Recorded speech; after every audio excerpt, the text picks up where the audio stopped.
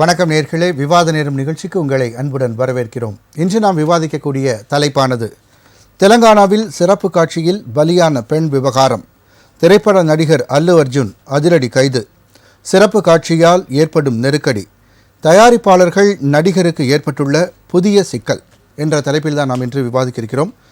Pushpa 2 திரைப்படமானது December மாதம் 5ஆம் தேதி உலகம் முழுவதும் ரிலீஸ் செய்யப்பட்டது. அன்று சிறப்பு காட்சியை பார்ப்பதற்காக பல ரசிகர்களும் அங்கு கூடியிருந்த நேரத்தில் படத்தின் கதாநாயகனான அல்லு அர்ஜுனும் அங்கு வந்தது மிகப்பெரிய ஒரு ஸ்டாம்பீடு ஏற்படுத்தியது. அதன் காரணமாக ரேவதி என்ற 35 வயது மதிக்கத்தக்க பெண் ஒருவர் உயிரிழந்தார். இந்த சம்பவம் பெரிய பரபரப்பை ஏற்படுத்தியது. இதைத் தொடர்ந்து டிசம்பர் மாதம் 8ஆம் தேதி 3 பேர் கைது செய்யப்பட்டார்கள். சந்தியா என்ற அந்த தியேட்டரின் உரிமையாளர், மேலாளர் மற்றும் பாதுகாப்பு அதிகாரி ஆகியோர் கைது செய்யப்பட்டனர். அதைத் தொடர்ந்து அல்லு அர்ஜுன் அவர்களும் தற்பொழுது கைது செய்யப்பட்டிருக்கிறார். இந்த சம்பவம் இந்திய திரையுலகிலேயே மிகப்பெரிய ஒரு பரபரப்பை ஏற்படுத்தியிருக்கிறது. புஷ்பா 2 திரைப்படமானது மிகப்பெரிய ஒரு வசூலையும் ஏற்படுத்தியிருக்கக்கூடிய இந்த சமயத்தில் அதன் கதாநாயகன் கைது செய்யப்பட்டிருப்பதும் பெரிய ஒரு சர்ச்சையை ஏற்படுத்தியிருக்கிறது. இந்த கைது நடவடிக்கை மட்டுமல்லாமல் இந்த சிறப்பு காட்சிகள் தமிழ்நாட்டில் அது கிட்டத்தட்ட தடை செய்யப்பட்டே இருக்கிறது. சிறப்பு காட்சிகள் வருவதில்லை. இந்த சிறப்பு காட்சிகளால் ஏற்படக்கூடிய பிரச்சனைகள், இதனால் தயாரிப்பாளர்களுக்கு ஏற்படக்கூடிய நஷ்டம் என்ன, காவல்துறையினருக்கு ஏற்படக்கூடிய நெருக்கடி என்ன என்பது போன்ற பல்வேறு கேள்விகள் இந்த சிறப்பு காட்சிகள் தொடர்பாக இருக்கிறது. அது பற்றி தான் நாம் இன்று விரிவாக விவாதிக்க இருக்கிறோம். விவாதத்திற்கு செல்லும் முன் நமது விருந்தினர்களை வரவேற்போம். முதலாவதாக இணையம் வழியாக நம்முடன் இணையும் ஓய்வு பெற்ற காவல்துறை அதிகாரி திரு ராஜாராம் கிருஷ்ணன் அவர்களை வரவேற்போம். வணக்கம் சார். வணக்கம் சார். அரங்கில் நம்மோடு இணையும் மக்கள் வழிகாட்டி இயக்கத்தை சேர்ந்த TC ராஜேஷ் அவர்களை வரவேற்போம். வணக்கம் சார். வணக்கம். சினிமா விமர்சகர் சினி முருகன் அவர்களை வரவேற்போம். வணக்கம். வணக்கம் சார். சினி முருகன், உங்கள்கிட்டே துவங்குறேன். அதாவது இந்த சிறப்பு காட்சிகள் இதனால் ஏற்படக்கூடிய பிரச்சனைகள் நமக்கு ஏற்கனவே தெரியும். அஜித் பட விவகாரத்தில் ஒரு சிறுவன் உயிரிழந்தது. இதே போன்று விஜய் படங்கள் வெளியாகக்கூடிய தேட்டருக்குள்ளேயே வெடியெல்லாம் போடுறது, இது மாதிரி பல பிரச்சனைகள், காவல்துறையினருக்கு நெருக்கடிகள், உயிரிழப்புகள், தயாரிப்பாளர்களுக்கு இந்த சிறப்பு காட்சி இல்லைன்னா ஏற்படக்கூடிய பண இழப்புகள், இது போன்ற பல்வேறு விவகாரங்கள் இதை சுற்றி இருக்குது. ஒரு சினிமா விமர்சகராக இதை பற்றி உங்களுடைய முதல் சுற்று கருத்து சார். முதல்ல நம்ம நிறைய பேருக்கு இங்கே விஷயம் புரிய மாட்டேங்குது. இன்றைக்கி மார்க்கெட் ரீதியாக சினிமா துறை மார்க்கெட் ரீதியாக பெரிய லெவலில் அதாவது விரிவடைந்திருக்குன்னு தான் சொல்லணும். விரிவடையும் போது என்ன ஆகுதுன்னா, ஹீரோ அதுக்கேற்ற மாதிரி சம்பளத்தை ஏற்றிடுறாங்க. இப்போ ஒரு படத்துக்கு ஒரு 10 வருஷத்துக்கு முன்னாடி அந்த ஹீரோட சம்பளம் என்னன்னு பார்த்தீங்கன்னா ஒரு 1 கோடி 2 கோடி இருந்திருக்கும். இன்றைக்கி அதே ஹீரோட சம்பளம் 10 வருஷத்துக்கு அப்புறம் பார்த்தீங்கன்னா இப்போ 150 200 அந்த மாதிரி ரேஞ்சுக்கு போயிட்டாங்க. போகும்போது என்ன ஆகும்னா, தயாரிப்பாளர்கள் யாரும் பழைய தயாரிப்பாளர்கள் இன்றைக்கி படம் எடுக்கிறதே கிடையாது. உங்களுக்கு தெரியும், இன்றைக்கி பழைய தயாரிப்பாளர்கள் எல்லாம் நம்மக்கே வம்புன்னு ஒதுங்கி உக்காந்துட்டாங்க. இருக்கிற தயாரிப்பாளர்கள் யாராரு பார்த்தீங்கன்னா இவங்களுக்கு தெரிஞ்சவங்க, இவங்களுடைய பினாமி, இல்லைன்னா இவரை வச்சு படம் பண்ணி பர்சன்டேஜ் அடிப்படையில் ரிலீஸ் பண்ணுறவங்க, இவங்களாம் யாராருன்னு பார்த்து இவங்கள தான் இன்றைக்கி இருக்கிற டாப் ஹீரோஸே பண்ணுறது படங்கள். அப்போ என்ன பண்ணும்போதுனா, இவங்க 200 கோடி 300 கோடி சம்பளம் கேட்கும்போது என்ன பண்ண போனால் வேறு வழியே கிடையாது. இந்த மாதிரி ஃபேன்ஸு தலையில் கல்லா கட்ட வேண்டியது. ஃபேன்ஸ் இப்போ 5 மணி ஷோவா 2000 ரூபாய் டிக்கெட்டு, 9 மணி ஷோவா 1000 ரூபாய் டிக்கெட்டு இப்படின்னு போட்டு இது மாதிரி விற்கிறதுனால சிக்கலே வருது. இன்னொரு விஷயம் நல்லா கேட்டுங்க, இதுக்கு முன்னாடியே இந்த செலிப்ரேஷன் தேட்டர் எல்லாத்துலேயுமே இருந்தது. அப்போல்லாம் என்னென்ன பண்ணுவாங்கன்னா, ஒரு ரஜினி படம் ரிலீஸ் ஆகுனா ரஜினி ஃபேன்ஸ் கிளப்பு அந்த டிக்கெட் ஃபுல்லாக வாங்கிடுவார். இந்த மாதிரி சிக்கல்கள்லாம் எதுவுமே நடக்காது. அவன் என்ன பண்ணுவோம், அந்த தேட்டருக்கு மொத்த டிக்கெட்டையும் புக் பண்ணிவிடுவான். ஒரு ஃபேன் கிளப் மொத்தத்தையும் புக் பண்ணி அவங்க ரசிகர்கள், அவங்களுக்கு தெரிஞ்சவங்களுக்கு அந்த டிக்கெட்டை சேல் பண்ணி கொடுத்துருவாங்க. ஸோ இது யாருக்குமே எந்த பிரச்சனையுமே இல்லை. அப்போது இப்போ என்ன ஆச்சுன்னா, நீங்கள் ஏன்னா விற்கிறீங்க, நாங்களே அந்த 1000 ரூபா 2000 ரூபாய் நாங்களே விற்றுக்கிட்டு டைரெக்டாக இப்போ எல்லா தேட்டர்லையும் போட ஆரம்பித்தாங்க. இல்லை சார், இப்போ ஹீரோக்கு நீங்கள் சொல்லுங்க 200 கோடி 250 கோடின்னு, அப்போ அந்த அளவுக்கு வசூல் வரப்போய் தானே அவங்க மேலே வசூல் வரப்போய் தான் கட்டுறாங்க. ஏன் இந்த நெருக்கடி வருது? இன்னும் அவங்களுடைய பேராசையா இல்லை அதிகமான பணம் பேராசை? இதில் என்ன சார் சந்தேகம் உங்களுக்கு? பேராசை தான். ஒவ்வொரு ஹீரோக்கும் எத்தனை கோடியில் சம்பளம் வாங்குறாங்க நீங்கள் யோசிச்சு பாருங்க. 200 கோடி சம்பளம் வாங்குற ஹீரோ வச்சுட்டு நான் என்ன 50 100 ரூபாய் டிக்கெட் வைக்க முடியும்? 1000 ரூபாய் 2000 தான் டிக்கெட் வைக்க முடியும். அந்த ஹீரோட கொடுத்த சம்பளத்தை இவங்க எப்படி எடுப்பாங்க? இப்போ நீங்கள் எடுத்து பாருங்க சார். நீங்கள் இப்போ படம் பண்ணுறவங்க எல்லாருமே யார் சார்? அந்த தயாரிப்பில் யார் சார்? இன்றைக்கி தமிழ் சினிமா ஹீரோவாக இருக்கட்டும், தெலுங்கு சினிமாவாக இருக்கட்டும், ஹிந்தியாக இருக்கட்டும், எல்லாருக்கும் சொந்த பேனர். எல்லாருக்குமே சொந்த பேனரில் தான் அவங்க படமே பண்ணுறாங்க. அப்படி இல்லைன்னா தெரிஞ்சவங்க பேனர், இல்லைன்னா அவங்க சர்க்கிள் இருக்கிற நண்பர்கள், இவங்களே ஒரு ப்ரொடக்ஷன் கம்பெனி ஆரம்பித்து அவங்க நண்பர் ப்ரொடியூசர் மாதிரி கணக்காட்டி இவங்களே படம் எடுத்துக்கிறாங்க. தயாரிப்பாளர்கள் விநியோகஸ்தர்கள்ட்ட கொடுத்துட்றாங்க. அவங்க வந்து தியேட்டர் ஓனர்களும் லாபம் பெறுவதற்காக இந்த விலையேற்றம் அதிகம். சார் இப்போ இங்கே இருக்கிற தேட்டர் ஓனர்ஸ் தமிழ்நாடு பிரச்சனை கிடையாது சார். தமிழ்நாட்டில் இருக்க எந்த தேட்டர் ஓனருமே 5 மணிக்கு ஷோக்கு போடுங்க யாரும் கேட்கறதே கிடையாது. அவங்க நார்மலாக ஷோ போடுங்க, படம் நல்லா தான் ஓட போகுது. இங்கே எத்தனை நடிகர் சார் தமிழ்நாட்டை எடுத்திங்கன்னா ரஜினிகாந்த், விஜய், அஜித் இந்த 3 பேர் தான் உங்களுக்கு இந்த அடிச்சுட்டு பிடிச்சி டிக்கெட் வாங்கிட்டு 1000 ரூபாய் 2000 வாங்கி பார்க்குற ஆடியன்ஸ்.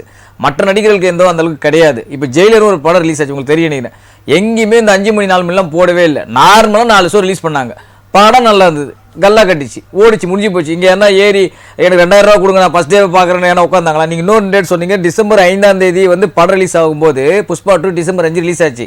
ஆனால் படம் வந்து அன்றைக்கி முன்னாலே, அதாவது டிசம்பர் 4 இரவு 9 மணிக்கு சிறப்பு காட்சி நடந்தது. நீங்கள் சொல்கிறது அந்த டிக்கெட்டோட காஸ்ட் எவ்வளோ தெரியுங்களா? 3000 ரூபா ஒரு டிக்கெட்டு. நீங்கள் சொல்கிற அந்த உயிரிழந்த பெண்மணி அந்த தேட்டரில் இந்த டிக்கெட்டோட காஸ்ட்டு 3000 ரூபாய். நானும் இதே 9 மணி ஷோ தான் பார்த்தா, ஆனால் நான் பார்த்த டிக்கெட் வேறு ஊர் வேறு காஸ்ட்டு. நைட்டு முன்னாள் நைட்டு 9 மணிக்கு ப்ரீமியர் ஷோ போடுறாங்க. எதுக்கு போடுறாங்க? நீங்கள் இலவசமாக போடுறீங்களா படத்தை? மக்கள் ரசிகர்களுக்காக நான் இலவசமாக போடுறேன். 3000 ரூபா டிக்கெட் விற்கிறீங்க ஒரு டிக்கெட்டு. அந்த ஷோவுக்கு நீங்கள் வந்து ஒரு அந்த படத்தோட சம்மந்தப்பட்ட நடிகர் வரும்போது அதுக்கு உண்டான ப்ரொடெக்ஷன் கொடுக்கணுமா வேணாமா? அவர் திடீர்னு சொல்லாமல் கொள்ளாமல் வந்து அப்படின்ற மாதிரி அது எப்படி சார் சொல்லாமல் கொள்ளாமல் ஒரு பிரபலமான ஒரு திரையரங்க சார் சொல்லாமல் கொள்ளாம மட்டுமே சார் தேட்டரில் பண்ணீங்கன்னா பாதுகாப்பு கொடுத்தீங்க. இப்போ இங்கே சென்னையில் கூட எவ்வளோ பேர் படம் பார்க்குறாங்க சார். எத்தனோ செலிபிரிட்டி படங்கள் வராங்க. ரோகிணியாக இருக்கட்டும், காசியாக இருக்கட்டும், வெற்றி தேட்டர் எவ்வளோ பேர் படம் பார்க்குறாங்க. அவங்கள என்ன போலீஸ் ப்ரொடெக்ஷன் 50 போலீஸாக நின்றுட்டு இருக்காங்க. நீங்கள் சொல்லுங்க, ஒன்றும் கிடையாது. சைலண்டாக வருவாங்க, எப்போ வருவாங்க தெரியாது. இன்ட்ரோவில் ஒரு கையை காட்டுவாங்க, படம் முடியும்போது கையை காட்டு போயிட்டே இருப்பாங்க. இல்லை, இந்த படத்துக்கு ஒரு ஹைப் ஏற்றுறதுக்காக இது பண்ண விஷயமா கூட? படத்துக்கு ஹைப் ஏற்றுறதுக்காக ஒரு உயிர் தான் போனோமா? படத்துக்கு ஹைப் ஏற்றுக்கு எவ்வளோ வழி இருக்கு சார்? ஊர் ஏன் இவங்க என்ன ஹைப் ஏற்றல? நீங்கள் சொல்லுங்கள், என்ன ஹைப் ஏற்றல? எல்லா ஸ்டேட்டுக்கும் போயிட்டு தானே விற்றாங்க. எல்லா ஸ்டேட்டுக்கும் போனாங்க, எல்லா ஊருக்கும் போனாங்க. நாங்கள் இதை பண்ணியிருக்கோம், அதை பண்ணியிருக்கோம். எல்லா படங்களும் தானே இப்போ ஹைப் ஏற்றிட்டு இருக்காங்க. என்ன ஹைப் ஏற்றல? இதுக்காக ஒரு உயிர் பலியாகணுமா? நீங்கள் ஒரு நடிகர் வராருன்னா இப்படியே கேட்குறேன், இது நீ 3000 ரூபாய் நீங்கள் டிக்கெட் கொடுத்து வாங்க வச்சு நீங்கள் ரசிகரை பார்க்குறீங்களே, அவ்வளோ ரசிகர் மேலே அக்கறை உள்ளவராக இருந்தால் ஒரு பெரிய இண்டோர் ஸ்டேடியமோ இல்லை அவுட்டோர் ஸ்டேடியமிலோ உன் படத்தை ஃப்ரீயாக போட்டு காட்டு. என் ரசிகர்களுக்காக தானே நான் படமே பண்ணுறேன், என் ரசிகர் தான் எனக்கு முக்கியம், என் ரசிகருக்காக தான் இந்த அளவுக்கு வளர்ந்துருக்கேன் அப்படின்னு சொல்லி ஒரு இண்டோர் ஸ்டேடியத்தில் ஒரு 50,000 பேர் 30,000 பேர் கூடக்கூடிய ஒரு ஸ்டேடியத்தில் ஒரு படத்தை போட்டு காட்டலாமே. அங்கே எல்இடி டிவி வச்சு இப்போ கிரிக்கெட்டில் லைவ் பண்ணுறாங்களா, அந்த மாதிரி படத்தை போட்டு காட்டு. அங்கே 30,000 பேர் கூடுவான். நடுவில் பண்ணிட்டு படம் முடிந்து நடுவில் பண்ணிட்டு பேசிட்டு போயிட்டே இரு. ப்ரொடக்ஷன் கிடைக்கும், சேஃப்டி கிடைக்கும்.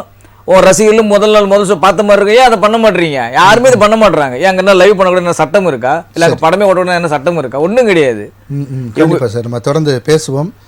திரு ராஜாராம் சார், ஒரு காவல்துறையினருக்கு மிகப்பெரிய நெருக்கடி ஏற்படக்கூடியதாக இருக்குது இந்த சிறப்பு காட்சிகள், இது போன்ற விஷயங்கள், அல்லது ஒரு செலிபிரிட்டி வந்து அந்த ஷோக்கு வரும்போது விஷயங்கள், இதெல்லாம் சமாளிக்கிறது மிகப்பெரிய நெருக்கடி. ஒரு ஓய்வு பெற்ற காவல்துறை அதிகாரியாக உங்களுடைய கருத்து என்ன சார் இதில்? இப்போ இத மாதிரி வந்து ஒரு ஸ்பெஷல் ஷோ அப்படிங்கறத யாரு அனுமதி கொடுத்தாங்க அத முதல்ல பார்க்கணும். தியேட்டர்ல படம் ஓடுறதுக்கு அது நடத்துறதுக்கு அனுமதி கொடுக்கறது வந்து மாவட்ட நிர்வாகம். தமிழ்நாட்டுல பொறுத்தவரை மாவட்ட நிர்வாகம் அனுமதி கொடுத்தா தான், லைசன்ஸ் கொடுத்தா தான் தியேட்டர் நடத்த முடியும். அதே மாதிரி ஸ்பெஷல் ஷோ நடத்தணும்னா நிச்சயமா அரசு கிட்ட அனுமதி வாங்கிட்டு தான் நடத்தணும். அப்போ இந்த ஷோக்கு அனுமதி கொடுத்தது யாரு? அவங்க மேல நடவடிக்கை எடுக்கணும். ரெண்டாவது, அந்த இடத்துக்கு அந்த ஹீரோ வராரு அப்படின்னா அந்த தகவல் வந்து அந்த தியேட்டருக்கு தெரிஞ்சிருக்கும். அதே மாதிரி இந்த ரிலீஸ் பண்றா இல்லையா டிஸ்ட்ரிபியூட்டர், அவருக்கு தெரிஞ்சிருக்கும். இந்த ஹீரோவே வந்து தெரியப்படுத்தி இருப்பார், தியேட்டருக்கும் டிஸ்ட்ரிபியூட்டருக்கும் தெரியப்படுத்தி, அதுக்கப்புறம் தான் அவர் சொல்லாம கொள்ளாம வரமாட்டாரு. அப்படி தெரிஞ்சுன்னா அவங்க காவல்துறைக்கு சொல்லி எக்ஸ்ட்ரா பாதுகாப்பு கேட்டுக்கணும். முதல்ல வந்து ஸ்பெஷல் ஷோ அனுமதி கொடுத்து அப்படின்னா அதுக்கே பாதுகாப்பு கொடுக்கணும். ஒவ்வொரு ஷோக்கும், அதாவது ஒரு வாரம் 10 நாள் எவ்வளவு கூட்டம் இருக்கோ அதுக்கு மாதிரி அவங்க அனுமதியை வாங்கி காவல்துறையோட பெர்மிஷன் வாங்கி காவல்துறை வந்து பாதுகாப்பு இருக்கணும்.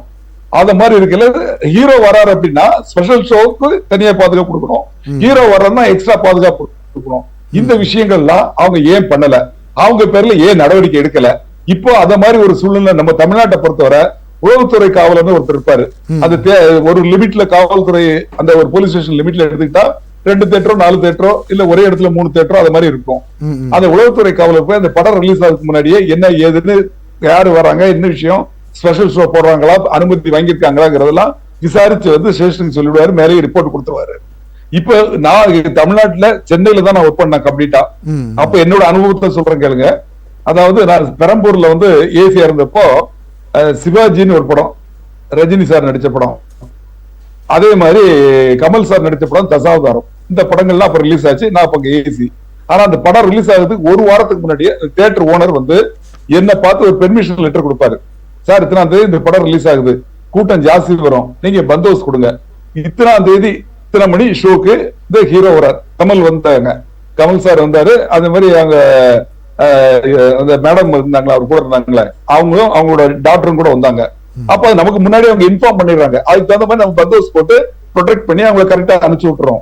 அந்த மாதிரி இதுல வந்து மாவட்ட நிர்வாகத்தோட தவறு.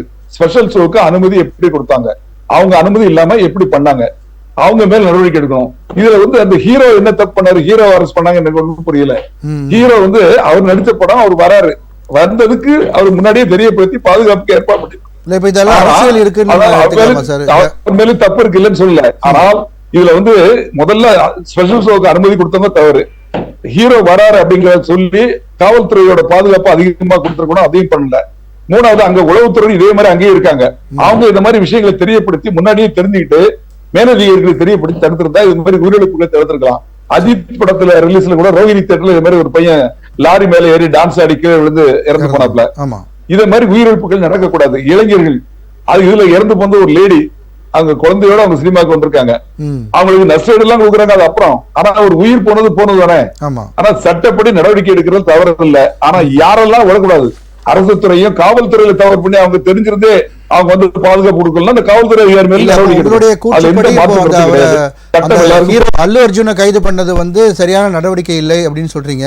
சோ அப்ப இதுல ஏதாவது அரசியல் காரணங்கள் இருக்க வாய்ப்பு இருக்கா சார் உங்களுடைய பார்வையில? இருக்கலாம்.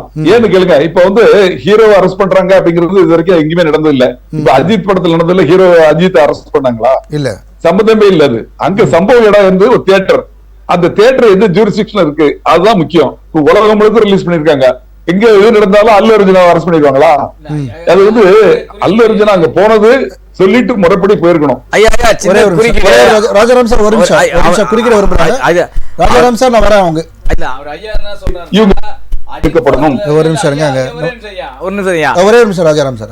அவர் என்ன சொல்றாருன்னா, அஜித் படத்துல வந்து ஒரு பையன் இறந்தான்னா அஜித் அரெஸ்ட் பண்ணான்னு கேள்வி கேட்கிறாரு. அஜித் ஒண்ணு தியேட்டருக்கு வரலையே, அஜித் ஆனா இவர் தியேட்டருக்கு வந்தாரு இல்ல, அல்லு அர்ஜுன் தியேட்டருக்கு வந்தாலும் இந்த நிகழ்வு நடந்தது. இப்ப இவர் வரலன்னா இந்த நிகழ்வு நடந்திருக்க வேண்டிய அவசியம் கிடையாது இல்ல. தியேட்டருக்கு வந்து ஒரு ஹீரோ வருதா இருந்தா அதுக்கு உண்டான பிரியர் இன்ஃபர்மேஷன் போலீஸ்க்கு போயிருக்கும், போலீஸ் ப்ரொடெக்ஷன் கொடுத்திருக்கே தவிர அவர் மேல ப்ளேம் பண்றதுல அர்த்தம் இல்லன்னு வரவே தானே சார். இப்ப அந்த கிரௌட் கூடுது, இப்ப வெளியில சும்மா இருக்கிறவங்க வெளியில சுத்துறவங்க ஒரு வர தெரிஞ்சு எல்லாம் உள்ள வந்துருவானுங்கல்ல. நீங்க என்ன கண்ட்ரோல் பண்ண முடியும்? நீங்க யோசிச்சு பாருங்க, என்ன கண்ட்ரோல் பண்ண முடியும்? ஒரு 5000 பேர் இருக்கிற இதுலயே கண்ட்ரோல் பண்ண முடியாது நம்மளால. நடிகர் வரும்போது யார் தெளிவா சொன்னாங்க, உளவுத்துறை இருக்கு, யார் வர இருக்கு சார் இருக்குன்னா அப்ப யார் ஆக்ஷன் அதிகப்படுத்திருக்காங்க யாருன்றது அவருடைய வாதம். அவருடைய வாதத்தை நான் தப்பு சொல்லல. இப்ப யார் இதெல்லாம் ஆக்ஷன் எடுத்துக்கணும்? ஒரு சம்பந்தப்பட்ட நடிகர், அதுவும் முதல் நாள் உலகத்திலேயே முதல் பிரீமியர் நடக்கிற இடம், அந்த நடிகர் வரும்போது நீங்க எந்த மாதிரி ஒரு ஆக்ஷன் எடுத்துக்கணும்? சரி, பாயிண்ட் புரியுது. அவர் பேசி நான் மறுபடியும் வரேன். திரு ராஜாராம் சார் அவர் சொல்றாரு, அந்த அஜித் அந்த சம்பவம் படத்துக்கு சம்பவம் நடந்த இடத்துல அஜித் வரலையே, இங்க வந்து அல்லு அர்ஜுன் வந்திருக்காரு அப்படின்ற உண்மைதான். அதான் சொல்றேன், நான் சொல்றேன், கமலஹாசன் வந்தாங்களே தசாவதாரம் படத்துக்கு, அந்த படம் ரிலீஸ் ஆனப்போ ஒரு ஷோல வந்து அவங்க வந்தாங்க, இன்னொரு ஷோல கௌதமி மேடம் அவங்க டாக்டர் வந்தாங்க. எங்களுக்கு இன்டிமேஷன் கிடைச்சதுனால, முன்னாடியே தெரியப்படுத்ததுனால நாங்க அதுக்கு தகுந்த மாதிரி எக்ஸ்ட்ரா ஃபோர்ஸ் போட்டு அவங்களை நல்லபடியா அனுப்பிச்சு வச்சோம். எதுக்காக சொல்றதுன்னா, இதனால வந்து பாருங்க ஒரு உயிர் போயிருக்கு. அந்த உயிர் போனது என்ன காரணங்கிறத பாக்கணும். அவர் மேல தப்புன்னு அரெஸ்ட் பண்ணுங்க, நான் வேண்டாம்னு சொல்லல, அவரு நமக்கு வேண்டப்பட்டவரா அது இல்ல. ஆனா அதுக்கு உண்மையான காரணம் என்ன, யாரெல்லாம் இதுல சம்பந்தப்பட்டிருக்காங்க, யாரையுமே விடக்கூடாது அப்படிங்கறது என்னோட. கண்டிப்பா தொடர்ந்து பேசலாம் சார். திரு டிசி ராஜேஷ் சார், நீங்கள் இதை எப்படி பார்க்குறீங்க? இதில் வந்து சார் சொல்கிறபடி பார்க்கும்பொழுது நடிகர் மேலே தவறு பெரிய அளவில் இல்லை, காவல்துறையினர் தான் இதற்கான நடவடிக்கை எடுத்துருக்கணும், உளவுத்துறை ஃபெயிலியர் ஆகிருக்கு அப்படின்றது மாதிரியான விஷயங்கள் சார் சொல்லும்போது, திரு சினிமா விமர்சகர் சினிமுருகன் அவங்க சொல்லும்போது, இது கண்டிப்பாக வந்து நடிகர் வந்ததுனால தான் இந்த சம்பவமே நடந்தது, இன்னும் கொஞ்சம் எக்ஸ்ட்ராவாக வந்து அவர் கொஞ்சம் விழிப்பாக இருந்திருக்கணும் அப்படின்னு சொல்கிறாங்க. நீங்கள் எப்படி பார்க்குறீங்க? நான் பொதுமக்களுடைய பார்வையில் நான் பார்க்குறது என்னன்னு கேட்டிங்கன்னா, இது வந்து ஒரு அரசியல் தான். ஏன்னு கேட்டால், இந்த படம் ரிலீஸ் ஆன ஒரு வாரத்துக்குள்ளே 1000 கோடி வந்து வசூல் தாண்டிருக்கு அப்படின்னு நான் சொல்லலை, அந்த படத்தை தயாரித்த நிறுவனம் சொல்கிறாங்க. அப்படி இருக்கிற ஒரு இதில் இந்த படம் ரிலீஸ் வந்து 4ஆம் தேதி 5ஆம் தேதி ஆக போகுது. 4ஆம் தேதி நைட்டே 10 மணிக்கு ஸ்பெஷல் ஷோ போடுறாங்க. அந்த 4ஆம் தேதி 10 மணிக்கு போடுறப்போ வந்து எங்கெங்கே மெயினான சிட்டியில் போடுறாங்கன்னு கேட்டிங்கன்னா, ஆந்திரா, தெலுங்கானா, பெங்களூர், அது மாதிரியான மெயின் சிட்டியில் இது போடுறாங்க. அதே போல் தெலுங்கானாவில் போடுறப்போ ஹைதராபாத்தில் இருந்து ஒரு லேடி, நீங்கள் சொன்ன மாதிரி 39 வயசுனா 35 வயசு ரேவதின்னு சொல்லிட்டு, அவங்களுக்கு ஒரு 9 வயது பையன், 2 பையனுங்க, 2 பையனோட இவங்க வராங்க. அது 2 பேருமே அந்த 2 பசங்களுமே ஹாஸ்பிட்டலைஸ்டு தான் நினைக்கிறேன். ஆமாம். அதில் வந்து அந்த பெரிய பையன் கொஞ்சம் சீரியஸாக இருக்கான்ற மாதிரி தகவல். இப்போ அப்படி இருக்கிறப்போ ஹைதராபாத்தில் உள்ள அந்த சத்யா தேட்டரில் போடுறப்போ வந்து அவர் காவல்துறை அலுவலர் சொன்ன மாதிரி ஒரு சின்ன விஷயம்னா கூட அங்கே இருக்கக்கூடிய இப்போ ஐஎஸ் காவல் ஒவ்வொரு போலீஸ் ஸ்டேஷன்லையும் ஐஎஸ்ன்னு இருக்காங்க, இன்டெலிஜென்ட் போலீஸ்னு ஒருத்தர் இருக்காங்க. அப்போது நம்ம சென்னையை பொறுத்த வரைக்கும் நான் பத்திரிகை துறையில் இருந்ததுனால சொல்கிறேன், ஒரு படம் ரிலீஸ் ஆகுதுன்னா அங்கே இருக்கிற ஏசிலேருந்து டிசிபிலேருந்து எல்லாருக்குமே தெரியும். அது சாதாரண இருக்கிறப்போ அப்போ இன்றைக்கி இந்த ஷோக்கு யார் வராங்க விஐபின்ற முதற்கொண்டு தகவல் தெரியும். அப்படி இருக்கிறப்போ அந்த செலிப்ரிட்டியே வராங்க, அவரே ஹீரோயின் வராங்க, அந்த ரேஷ்மான்றவங்க அவங்களும் வராங்க ஹீரோயின். இப்போ 2 பேர் வர்றது வந்து பட்டவர்த்தனமாக எல்லாருக்குமே தெரிஞ்சு தான் இருக்குது. ராஷ்மிகா மந்தன். ஆமாம், ராஷ்மிகா. ஆக இப்போ இப்படி இருக்கிறப்போ வந்து அது அங்கே காவல்துறை மட்டும் இல்லை, மாவட்ட நிர்வாகமும் அதுக்கு பொறுப்பெடுக்கணும். இந்த ஸ்பெஷல் ஷோக்கு கொடுக்கறது அங்கே இருக்கக்கூடிய டிஸ்ட்ரிக்ட் கலெக்டர் தான். அப்போ இந்த டிஸ்ட்ரிக்ட் கலெக்டருக்கு இருக்கக்கூடிய ரெவன்யூ பீப்புள்ஸ்லேருந்து இவங்க தான் வந்து தகவல் வந்து காவல்துறைக்கும் சொல்கிறாங்க. அப்போ அப்படி இருக்கிற பட்சத்தில் காவல்துறையும் சரி, வருவாய்த்துறையும் சரி, மாவட்ட நிர்வாகம் சரி, அவங்களுடைய நிர்வாக திறனற்ற செயல், போதுமான பாதுகாப்பு கொடுக்காதது. அதே போல் தேட்டர் சைடில் நம்ம சந்தியா தேட்டர் மட்டும் அதை மட்டும் நம்ம விதிவிலக்காக சொல்ல முடியாது. அவங்க இதுக்கேற்ற மாதிரி ப்ரொடெக்ஷன் கொடுத்துருக்கணும். ஒரு விஐபி வராங்கன்னா, செலிப்ரிட்டி வராங்கன்னா, வியூவர்ஸ் லிசனர்ஸ் பார்க்குறாங்கன்னு சொன்னால் எப்படி இருக்காங்க, அவங்களுடைய ரசிகர்கள் இந்த கூட்டம் வரும், அவங்கள பார்க்குறதுக்கு ஆர்வம் எப்படி வருவாங்க. அப்போ இந்த தள்ளுமுள்ளல் தானே இந்த டெத் ஆகுது. இப்போ சாதாரணமாக அரிசி கொடுக்குறாங்க, டோக்கன் கொடுக்குறாங்க, வெள்ள நிவாரணம் கொடுக்குறாங்கன்னா தள்ளுமுள் ஆகுது. இந்த தள்ளுமுள் ஆகிறதுக்கு காரணம் யாருங்க? கட்டுப்பாடு பண்ண வேண்டியது காவல்துறை. அப்போ அந்த போதுமான ஏற்பாடு பண்ணாததுனால தான் இது முழுக்க ஆயிருக்கு. அதே சமயத்தில் அவரை அரெஸ்ட் பண்ணியிருக்கிறது வந்து நம்ம நியாயப்படுத்தலை. ஏன்னு கேட்டால் அவர் அங்கே இருந்ததுனால அவர் ஒரு குற்றவாளி தான். அவர் வராது தவிர்த்திருந்தா, இல்லை அவர் வந்ததுக்கான ஏற்பாடுகள் போதுமான பாதுகாப்பு இருந்துச்சுன்னா அவரை அரெஸ்ட் பண்ண வேண்டிய அவசியம் கிடையாது. அப்போ பட்டவர்த்தனமாக அவர் தான் குற்றவாளின்றதுனால அவர் அரெஸ்ட் பண்ணியிருக்காங்க. அரெஸ்ட் பண்ண பிறகு அவர் என்ன சொல்கிறாங்கன்னா, அவருடைய கம்ப்ளைண்ட் கொடுத்த அந்த இறந்து போன மனைவியினுடைய கணவரே வந்து நான் வாபஸ் வாங்குறேன் அப்படின்ற மாதிரி இப்போ போயிருக்கு. இருந்தாலும் அவர் 14 நாள் ரிமாண்ட் பண்ணியிருக்காங்க. அவர் வந்து ஜாமீனுக்கு போயிருக்காரு. அந்த கம்ப்ளைண்ட் வாபஸ் வாங்கினாலும் கூட அதுக்கான நிவாரணத்தை அவர் வந்து ஒரு 25 lakhs அனௌன்ஸ் பண்ணியிருக்காரு அந்த குடும்பத்துக்கு. அந்த பிள்ளைங்களுக்கு 2 பேருக்கும் தந்திருக்காரு. அது மட்டும் இல்லை, அங்கே வந்திருக்க அத்தனை திரைப்பட காட்சியை பார்க்க வந்த நேயர்களுக்கு, பாதிக்கப்பட்டவங்களாம் இன்ஜூர்ட் ஆனவங்களுக்காக வந்து அவங்க டேக்கர் எடுத்துருக்கிறது அந்த நிறுவனம் சொல்லியிருக்கு. ஆனால் என்னை பொறுத்த வரைக்கும் தமிழ்நாட்டில் இது மாதிரி காட்சிகள் இருக்குது. ஜனவரியில் வந்து ரிலீஸ் ஆன அந்த படம், அந்த துணிவுன்ற படத்துக்கு வரப்போ அங்கே இருக்கக்கூடிய ரசிகர்கள் போகுது, ரோட்டில் தாண்டிட்டு போகுது, அது லாரி மேலே ஏறி அந்த ஆட்டம் போடுறாங்க. அப்போ அங்கே இருக்கக்கூடிய அந்த படத்தினுடைய கதாநாயகன் வந்து ஒரு அறிக்கை கூட கொடுக்கல. அது ரொம்ப வருத்தமான விஷயம். இறந்து போன அந்த பையனுடைய டெத்து கூட போய் பார்க்கல. இது எது காட்டுதுன்னு சொன்னால், அவங்களுக்கு இந்த ரசிகர் கூட்டம் பணத்தை கொடுக்கக்கூடிய பொன் முட்டையிடும் வாத்துகளாக மட்டும்தான் பார்க்குறாங்க. அவங்களுடைய அக்கறை எடுக்கிறது கிடையாது. அதே போல் அரசியல்வாதி நடிகர்கள் எப்படின்னு அஜித் அவர்கள் வந்து அதில் தெளிவாக இருக்காரு. என் படம் பிடிச்சிருந்தா ஒரு வாட்டி வந்து பாருங்க அப்படின்னு அவர் பல அறிக்கைகளில் வந்து சொல்லியிருக்காரு. ரசிகர் மட்டுமே வேணும்னு கலைச்சி விட்டார். அது வேற விஷயம். எனக்கு பால் அபிஷேகம், பட்டாபிஷேகம்லாம் நீங்கள் பண்ண தேவை, கட் அவுட் வைக்கிறதால உங்கள் பெற்றோர்களை பாருங்க, பேரண்ட்ஸை பாருங்க, குடும்பத்தை பாருங்கன்னு சொல்றது அட்வைஸ் எல்லாமே ஏற்புடையாக தான் இருக்கு. இருந்தாலும் கூட அந்த சம்பவத்தில் அந்த கதறி அழுது தாயினுடைய காட்சியை பாருங்க, யாருமே வந்து பார்க்கல. அப்படின்ற ஒரு இதுல வந்து இந்த படத்தினுடைய காட்சியில தானே நடந்தது. இது தானே வந்து ஹைலைட் ஆச்சு மீடியாவிலையும் பிரஸ்லயும். அப்போ அதுக்கேற்ற மாதிரி அவர் பிரசன்ட் பண்ண மாதிரி கருத்துக்கு. இப்போ இந்த படம் துணிவு படம் மட்டும் சொல்றாரு, அவர் தெளிவாக சொல்லிட்டாரு, எந்த இதுக்காக எதுவும் பண்ணாதீங்க, படம் பிடிச்சா போய் பாருங்க, பிடிக்கல உங்க வேலையை பார்த்துட்டு போங்கன்ட்டாரு. ஒன்று. இன்னொன்று, அந்த தேட்டரில் அஜித்தோ இல்லை அஜித் சம்மந்தப்பட்ட ஆட்கள் யாருமே வரல. இன்னொரு முக்கியமான விஷயம் என்னன்னா, இங்கே பல திரையரங்குகளில் மேலே கட் அவுட்டுக்கு பால் அபிஷேகம் பண்ணுற ஏறி வந்து நிறைய பேர் செத்துருக்காங்க. நிறைய நடிகர்களுடைய ரசிகர்கள் செத்துருக்காங்க. யாரும் குரல் கொடுத்ததில்லை. அதாவது ரசிகர்களை மீட் பண்ணுறவங்க, ரசிகரை வச்சு வியாபாரம் பார்க்குறவங்க, ரசிகர்கள் தான் வச்சு தூண்டி விடுற வியாபாரம் பார்க்குறவங்களே வந்து பார்க்கறது கிடையாது. ஒரே அவங்களே வந்து பார்க்கறது கிடையாது. எதுவுமே கண்டுக்காதீங்க சொல்ற நடிகர் வந்து எப்படி ஒரு போய் பார்க்கலாம் சொல்லலாம். தோழர் சொல்றது வந்து அதுக்கு முன்னாடி இருந்தது. நீங்க சொல்றதெல்லாம் ஏத்துக்கலாம். ஒரு 50 ஆண்டுகளுக்கு முன்னாடி இருந்துக்கலாம். இப்போ வந்து சோசியல் மீடியா வந்துருச்சு. பட்டவர்த்தனமா வந்து எது வந்தாலும் அந்த ஸ்பாட்லேயே வர அளவுக்கு ஆகி போச்சு. அப்படி இருக்கிறப்ப வந்து இப்போ வந்து மக்களுக்கு உடனே போகுது. இதில் வந்து ஒரு மாஸ் மீடியாவில் டிஸ்கஸ் பண்ணி தான் போனது கிடையாது, பிரிண்ட் மீடியாவில் வந்து தான் போனது கிடையாது. சோசியல் மீடியா என்னைக்கு வந்ததோ அன்னைக்கே வந்து ஆளுங்கட்சியாக இருந்தாலும் சரி, எதிர்கட்சியாக இருந்தாலும் போகுது. இதில் அரசியல் என்னன்னு கேட்டால், ஏற்கனவே இருந்தக்கூடிய அந்த ராஜசேகர ரெட்டி காங்கிரஸ் அந்த பார்ட்டிக்கு வந்து இவர் வந்து பிரச்சாரம் பண்ணாரு அப்படின்ற காழ்ப்புணர்வு தான் அரெஸ்ட் பண்ணாங்க. இன்னொரு அரசியல் பாலுங்கட்சி காவல்துறை அதிகாரி கேட்கும்போது அரசியல் இதில் ஏதாவது இருக்கா அப்படின்ற கேள்வி நான் வச்சேன். ஆமா, கண்டிப்பா இதுவும் இருக்கு. இதுல முக்கியமான விஷயம், நீங்க அந்த வீடியோவை நீங்க பாத்தீங்களேன்னு தெரியல, அவர் ஒன்றும் ஒரு மூஞ்சில் வந்து ஒரு இது சோகமோ ஒரு இதுவோ எதுவுமே இல்லை. அழகாக நம்ம காஃபி ஒன்று சாப்பிட்டுட்டு அவங்க ஒய்ஃப் ஜாலியாக பேசிட்டு அவர் போறாரு. இது பார்க்கும்போது உங்களுக்கு என்ன தெரியுது, இது ஜோடிச்ச இது மாதிரி தானே தெரியுது பார்க்கும்போது. நான் எப்படி போனாலும் சாயந்தரம் வெளில போகிறேன், என்ன இப்போ ஸ்டேஷன் வாசலில் கூட இந்த வேட்டையின் படத்தில் வரும் பாருங்க, ராணா வெளில கூட்டு வரும்போது இது கேட்டை கூட தாண்ட என்னால் லிஃப்ட்டை கூட உங்களால் தாண்ட முடியாது, அந்த மாதிரி சீன் ஞாபகப்படுத்துது இவர் பண்றதை பார்க்கும்போது. அவர் கூலா இருக்காரு, ஒண்ணுமே பண்ண முடியாது. இன்னொரு முக்கியமான விஷயம் சார், இப்போ இங்க பாத்தீங்கன்னா இந்த திரைப்படம் வந்து அந்த ஒரு தியேட்டர்ல மட்டும் முன்னாள் இரவு போடல, கிட்டத்தட்ட உலகம் முழுக்க ஒரு எப்படி பார்த்தாலும் ஒரு 500 to 1000 ஸ்கிரீன் கிட்ட அந்த நைட்டு முன்னாள் நைட்டு 10 மணி ஷோ போட்டிருக்காங்க. எந்த தியேட்டர்லயும் எந்த அசம்பாவிதம் நடக்கல, யாரும் ஒரு சின்ன மயக்கம் போட்டு கூட விழல. ஏன்னா அவ்வளோ ரசிகர்கள் இருக்கா. இதை விட பெரிய பெரிய தியேட்டர்ல இந்த படம் ரிலீஸ் ஆயிருக்கு. உலகம் முழுக்க இதை விட அதிக கெப்பாசிட்டி உள்ள தியேட்டர் திரையரங்களை கூட இந்த படம் ரிலீஸ் ஆயிருக்கு. எங்கேயும் ஒரு சின்ன அடி கூட பண்ணல யாருக்கும். என்ன காரணம், நீங்க என்ன காரணம்? இப்ப இந்த திரையரங்களே இவர் வரலன்னா இந்த விபத்து நடந்துருவா. நீ வரணும், நீ ஒன்னும் சைலண்டா வந்து போயிருக்கணும், யாருக்கும் தெரியாது. இப்போ இங்க சென்னையில சார் பல நடிகர்கள் வருவாங்க சார், அவங்க வரதும் தெரியாது போறதும் தெரியாது சார், எப்ப வராங்க எப்ப போனான்னு தெரியாது. ஆடியன்ஸ் ரெஸ்பான்ஸ்ட ஒரு பாக்ஸ்ல இருந்து 15 மூமெண்ட் கிளம்பிடுவாங்க. சில நடிகர்கள் இருக்காங்க சும்மா ஃபேன்ஸ் கூட இன்டராக்ட் பண்ணிட்டு இல்ல கையை காட்டிட்டு போயிடுவாங்க, அவ்வளவுதான். மற்றபடி எதுவுமே இந்த அளவுக்குலாம் வந்து க்ரௌடை சேர்த்துக்கிட்டு இந்த அளவுக்குலாம் வந்து டிக்கெட்டை வித்துக்கிட்டு என்னத்துக்கு சார் 3000 ரூபாய் இந்த படத்துக்கு, எதுக்கு சார் 3000 ரூபாய் 2000 சார் டிக்கெட் ஒரு படத்துக்கு? எதுக்கு விற்கிறீங்க? கேள்வி உங்கள்கிட்ட வைக்க வேண்டியிருக்கு. மக்கள் சார்பா நீங்க பேசுறீங்க போது இப்போ ரசிகர்கள் தாண்டி பொதுமக்களுமே வந்து இந்த 3000 ரூபாய் வாங்கி பார்க்கக்கூடிய ஒரு இதே இது சார். இந்த படம் ரிலீஸ் ஆகிற வரைக்கும் நான் கோயம்புத்தூர்ல இருந்தேன். கோயம்புத்தூர்லேருந்து நான் பாலக்காடுக்கு கேரளா போக வேண்டியது இருந்து ஒரு சின்ன அசைன்மெண்ட்டுக்காக போயிருந்தேன். அப்போ இந்த படத்தை பார்க்கறதுக்கு நண்பர் ஒருத்தர் போயிருந்தார். அவர் கேட்டேன் மொத்தம் எத்தனை பேர் இருந்தாங்க. அது வந்து தமிழ் டப்பிங் தான் கேரளாவில் போச்சு. மொத்தம் ஒரு 15 பேர் தான் சார் இருந்தாங்க. டிக்கெட் எவ்வளோன்னு கேட்டேன், வெறும் 120 ரூபாய் சொன்னாங்க.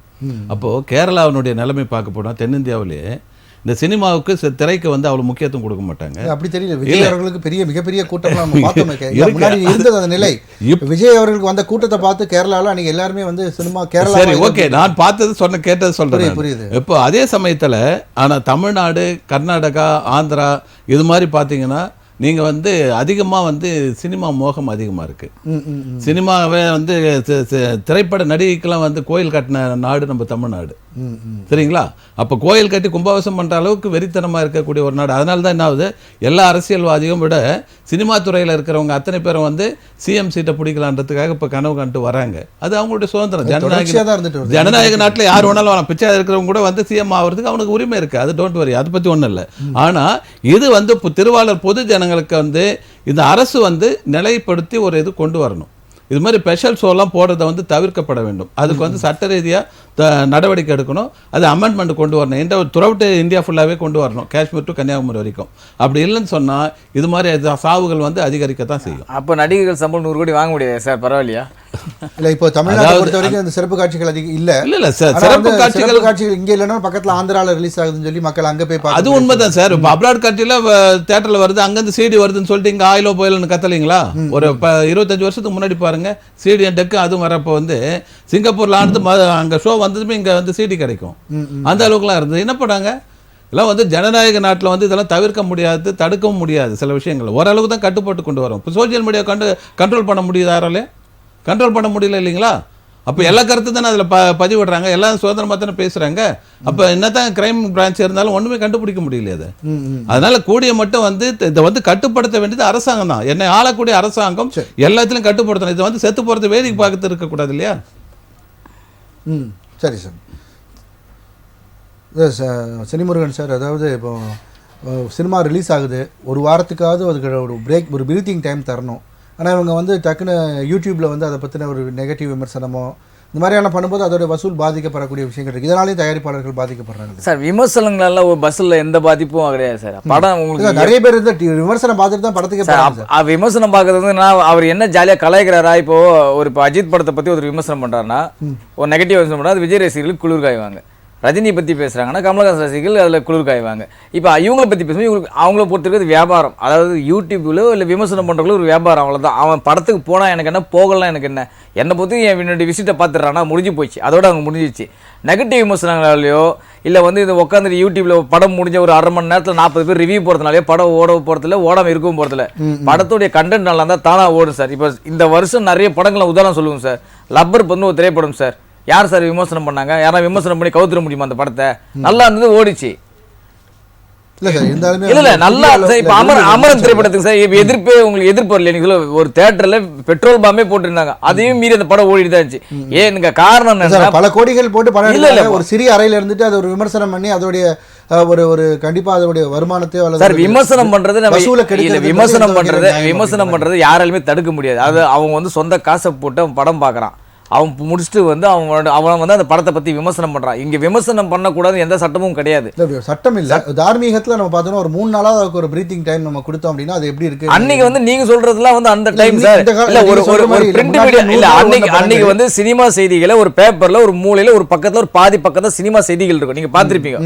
எந்த news paper daily print paper எடுத்துங்க, 10 பக்கம் இருக்கிற ஒரு பேப்பர்ல கடைசி பக்கத்துல பாதி பக்கம் சினிமா போஸ்டரும் சினிமா செய்திகளும் கிசுகிசுகளும் இருக்கும், அவ்வளவுதான் இருக்கும். அந்த அந்த அந்த அரை பக்கத்து தான் அன்னைக்கு அதிகமாக படிச்சாங்க. இன்னைக்கு என்ன ஆச்சு, இன்னைக்கு அரசியலில் விட்டுட்டாங்க, பொதுவான நிகழ்ச்சியில் விட்டுட்டாங்க. இப்போ ஒன்றும் வேணாம் சார், இப்போ நம்ம செஸ் சாம்பியன்ஷிப் ஒருத்தர் வின் பண்ணிருக்காரு, உங்களுக்கு தெரியும் குகேஷ். எத்தனை பேருக்கு இங்கே தமிழ்நாட்டில் தெரியும் சொல்லுங்க, எத்தனை பேருக்கு இப்போ தெரியாது?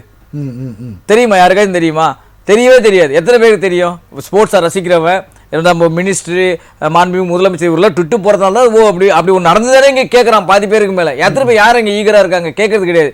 அல்லு அர்ஜுன் அரெஸ்ட் பண்ணிட்டாங்க, இந்த செய்தி யாருக்கு இப்போ இங்கே எடுத்துங்க. இன்னைக்கு செய்தி எல்லா ஊடகங்களிலும் எல்லா செய்தித்தாள்களிலும் எல்லா தொலைக்காட்சி நிலையிலும் என்ன நியூஸ் ஹைலைட்டாக ஓடிட்டு இருக்கு, செஸ் சாம்பியனில் வின் பண்ணிக்கிற அது ஹைலைட்டாக ஓடிச்சா, அல்லு அர்ஜுன் அரெஸ்ட் பண்ணாங்க ஹைலைட்டாக ஓடிச்சா? நீங்க சொல்லுங்க, நீங்களும் தொலைக்காட்சி நிலையத்தில் வேலை செய்றீங்க. எனக்கு கிட்டத்தட்ட இந்த ரெண்டுமே கொஞ்சம் இன்னைக்கு ஈக்குவலா தான். எதுக்கு டிஆர்பி ரேட் அதிகமாக வந்திருக்கும் நீங்க சொல்லுங்க, எதுக்கு வந்திருக்கும்? அல்லு அர்ஜுன் அரெஸ்ட் பண்ணிட்டாங்க, இதுதானே இப்போ டிஆர்பி. அப்ப மக்கள் எதை விரும்பி படிக்கிறாங்க, நீங்க அதை தானே ஆர்வம் காட்டுறாங்க எல்லாருமே. அது ஆர்வம் கட்டுறதுனால இந்த மாதிரி நிகழ்வுகளே நடக்குது. கேள்வி எழுப்பப்படுகிறது, இவ்வளவு விமர்சனம் பண்றீங்க சினிமாவை, அந்த நீங்க விமர்சனம் பண்ற நீங்க இதமா ஒரு படத்தை எடுத்து காட்ட முடியுமா அப்படின்ற ஒரு கேள்வியை சினிமா தரப்புல இருந்து அடிக்கடி வைக்கிறதே நீங்க பார்த்துருக்கீங்க சார். எங்களுடைய வேலை வந்து விமர்சனம் பண்றது தானே தவிர நாங்க படத்தை எடுக்கிறது எங்க வேலை கிடையாது. நீங்க படத்தை ஒழுங்கா இருந்தீங்கன்னா அவன் நல்லா தான் பண்ண போறான். இப்ப நல்லா ஒரு சூப்பர் படத்தை எடுத்துட்டு அவன் கேவலமா யாரும் பேசுற ஒரு படத்தை காட்டுங்க சார். இதுவரையும் நீங்க சூப்பர் படத்தை எடுத்துட்டு அவர் கேவலமாக விமர்சனம் பண்ணியிருக்காரு, நல்லா இருந்த படத்தை நல்லா இல்லைன்னு சொல்லுங்க. எல்லாம் அதாவது 99 பேர் நல்லா இருக்குன்னு சொல்லிட்டா இவர் ஒருத்தர் தான் நல்லான்னு சொல்லுங்க, அது வன்மனு ஒத்துக்கலாம். நம்ம 99 பேர் நல்லா இல்லை. இப்போ சமீபத்தில் ஒரு படம் சூர்யா நடித்த படம் உங்களுக்கு தெரியும் நினைக்கிறேன், அது யாருமே பெருசாக பாராட்டலாம். அவர் ரசிகர்களை தவிர நாங்கள் உழைச்சிருக்கோம், நாங்கள் வந்து இவ்வளோ கோடி செலவு பண்ணியிருக்கோம், எங்களோட உழைப்பை பாருங்க இது பாருங்கன்னா உங்களை யாரும் வந்து இந்த மாதிரி படம் எடுங்க யாரும் கேட்கல. உங்கள் வீட்டு வாசலில் போய் நிற்கல, எங்கள் காட்டுக்குள்ளே போகிறவே படம் எடுங்க, ஆலையிலேருந்து ஊழலுமே படம் எடுங்க, இந்த நாட்டுக்கு அந்த நாட்டுக்கு ஆகாத மாதிரி அந்த காலத்து போர்க்கறி வச்சு சண்டை போட படம் யாராச்சும் கேட்டாங்களா? இங்கே நீங்களா படம் திடுறாங்க, படம் ஆடியன்ஸு பிடிக்கல, விமர்சனம் பண்ணுறான், இதில் என்ன தப்பு இருக்குது? நான் என்ன சொல்ல வரேன்னா சார், முன்னாடிலாம் 100 நாட்கள் ஒன்று படங்கள் இப்போ வந்து அந்த வீக்கெண்டில் ரிலீஸ் ஆகுது, வியாழன் அல்லது வெள்ளியில் ரிலீஸ் ஆகுதுன்னா அந்த சனி ஞாயிறு படம் நல்லா இருந்தால் அடுத்த சனி ஞாயிறு வரைக்கும் இருக்குது. அதை தாண்டி போறதெல்லாம் ரொம்ப ரேரான. ஒரு உதாரணம் கொடுக்குறேன். அன்னைக்கு இருந்தது வந்து பாத்தீங்கன்னா நீங்க வந்து ரீல் வச்சு சுத்திட்டு உங்களுக்கு தெரியும் நினைக்கிறேன். ரீல் இன்னைக்கு வந்து டிஜிட்டலைஸ், நிறைய தேட்டர்ல நீங்க எல்லாமே டிஜிட்டலைஸ். இங்க வந்து அந்த ரீலை சுத்திட்டு ஓடுற தேட்டர் கிடையாது, டிஜிட்டலைஸ் ஆனதுனால அன்னைக்கு ரீல் பாத்தீங்கன்னா சிட்டியில ஓடும், சிட்டிக்கு அடுத்த லெவலில் இருக்க டவுன்ல ஓடும், அதுக்கு அடுத்த லெவலில் இருக்க டவுன்ல அந்த பெட்டி பார்த்தீங்கன்னா கிட்டத்தட்ட ஒரு வருஷம் ரவுண்ட் வச்சுட்டே இருக்கும். ஒரு பெட்டி மொத்தம் 90 பிரிண்ட் இல்லை 80 பிரிண்ட் போடுவாங்க. அதிகமாக ரஜினி படம்னா 100 பிரிண்ட் ஓடும்.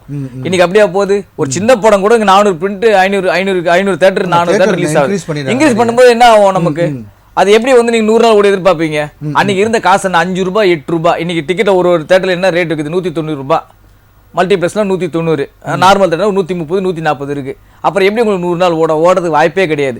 இன்னைக்கு இருக்கிற இது என்னன்னா, படத்தை ரிலீஸ் பண்ணோமா, இதை பண்ணிருக்கோம் அதை பண்ணிருக்கோம் சொல்லி முதல்ல அந்த 4 நாட்கள் பண்றதே பெரிய சாதனையா இருக்கு. இல்லைங்க, அந்த முதல் 4 நாட்கள் என்ன வசூல் எடுக்கிறோம் அதுதான் இன்னைக்கு இருக்கிற தயாரிப்பாளர் யோசிக்கிறது. இதை தாண்டி அந்த படம் வந்து எதிர்பார்க்க வெற்றி அடைஞ்சு ஓடிச்சுன்னா அது அவங்களுக்கு இன்னும் பெரிய லாபம். இதுதான் இன்னைக்கு பண்ணிட்டு இருக்காங்க.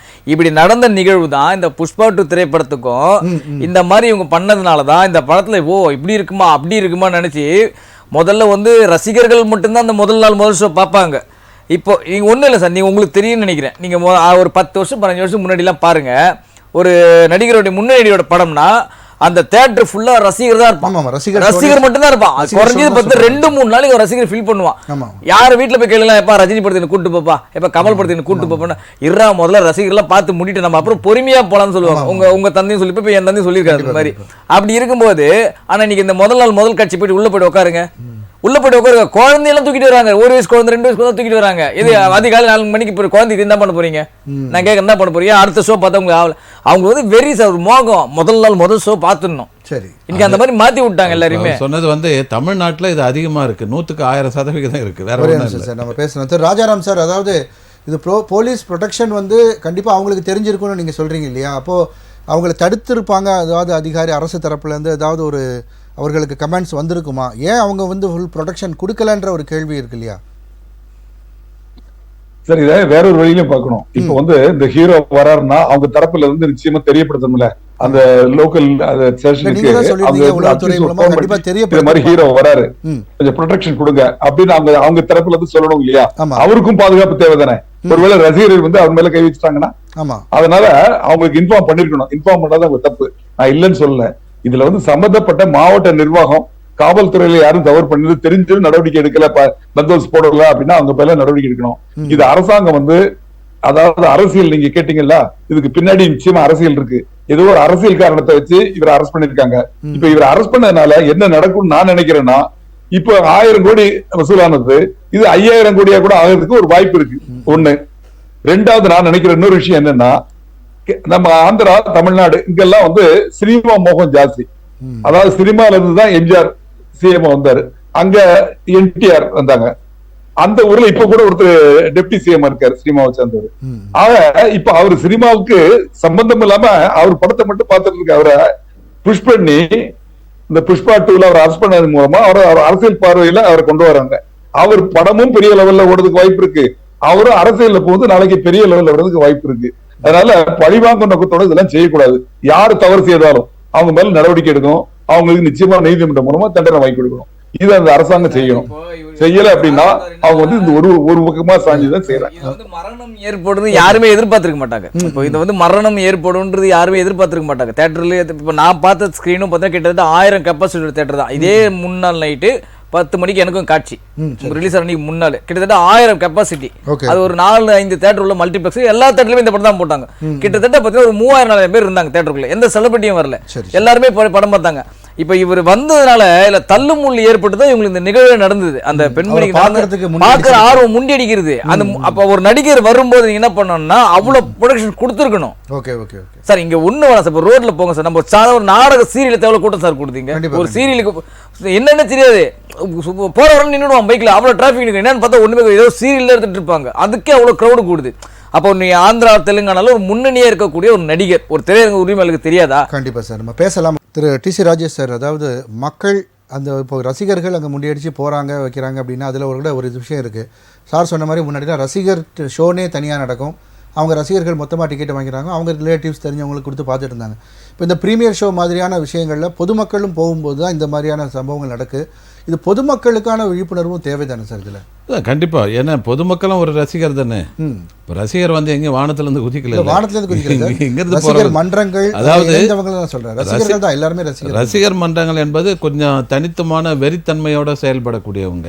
அவங்களுடைய திரையில வரக்கூடிய அந்த நட்சத்திரங்களுக்காக உயிரை கொடுக்கறதுக்கும் துணிகிறவன் ரசிகர். ரசிகர் ஷோன்றது அப்படிதான், அதுதான் மெயின் பண்றாங்க. ஆமா, அப்படிதான் இருந்தது. ஆனா இதுல வந்து பாதிப்புக்குள்ளாவதுன்னு கேட்டா இப்ப சட்டம் ஒழுங்கு பாதிக்கப்படுது. அதனால அந்த பகுதியில் இருக்கக்கூடிய பொதுமக்களுக்கு பாதிப்பு, டிரான்ஸ்போர்ட்டுக்கு பாதிப்பு, எல்லாத்துக்குமே பாதிப்பு. அது மட்டும் இல்லை, இப்போ இது என்னன்னு கேட்டீங்கன்னா நாளைக்கு வந்து இவர் அல்லு அர்ஜுனை அரெஸ்ட் பண்ணிட்டாங்கன்றதுனால எங்கே பாரு ரசிகர்கள் கூட்டம், ஆர்ப்பாட்டம், போராட்டம் அப்படின்னு போனால் லா அண்ட் ஆர்டர் கொலாப்ஸ் ஆகுது. இதனால் திருவாளர் பொது ஜனங்கள் பாதிக்கப்படுறாங்க இல்லையா? வேலைக்கு போகிறவங்கலேருந்து அன்னாடங்காட்சியிலேருந்து எல்லா செக்டரும் பாதிக்கப்படும். அப்போது ஒரு சின்ன விஷயங்கள், அதுதான் நான் சொன்ன முதல்ல என்னுடைய முதல் சுற்றில், இது ஒரு பாலிடிக்ஸ் தான். சரி, அரசியல் பண்ணுவதற்கு ஒரு வழி சார். இப்போ அது ஒரு பக்கம் சார். இப்போ இதை தியேட்டர்ஸில் இந்த மாதிரி ரேட் அதிகப்படுத்தி வைக்கிறதுக்கு எந்த கட்டுப்பாடு இல்லையான்ற ஒரு கேள்வி இருக்கு. கட்டுப்பாடு கண்டிப்பா இருக்கு சார், அதுக்கு தான் எக்ஸைஸ் டியூட்டி வச்சிருக்காங்க ஒவ்வொருத்தரும். அவங்க இதுக்கு கண்டுக்கிறதே இல்லையா? கமர்ஷியல் டாக்ஸ் டிபார்ட்மென்ட் வரைக்கும் 450 ரூபாய் டிக்கெட் இருக்கு. அதுதான் அதுக்கு வந்து கட்டுப்பாடு பட வேண்டியது யாருடைய இதுங்க? அது வந்து மாவட்ட நிர்வாகம். கலெக்டர் பர்மிஷன் கொடுக்குறாரு இல்லையா? கலெக்டர் என்ன பண்ணிட்டு இருக்காரு? ஒரு ஐஏஎஸ் ஆபீசருடைய வேலை சார் அது. அவர் சர்ப்ரைஸா வந்து பார்க்கணும், அவர் கீழே இருக்கக்கூடிய துறை என்ன பண்ணுது.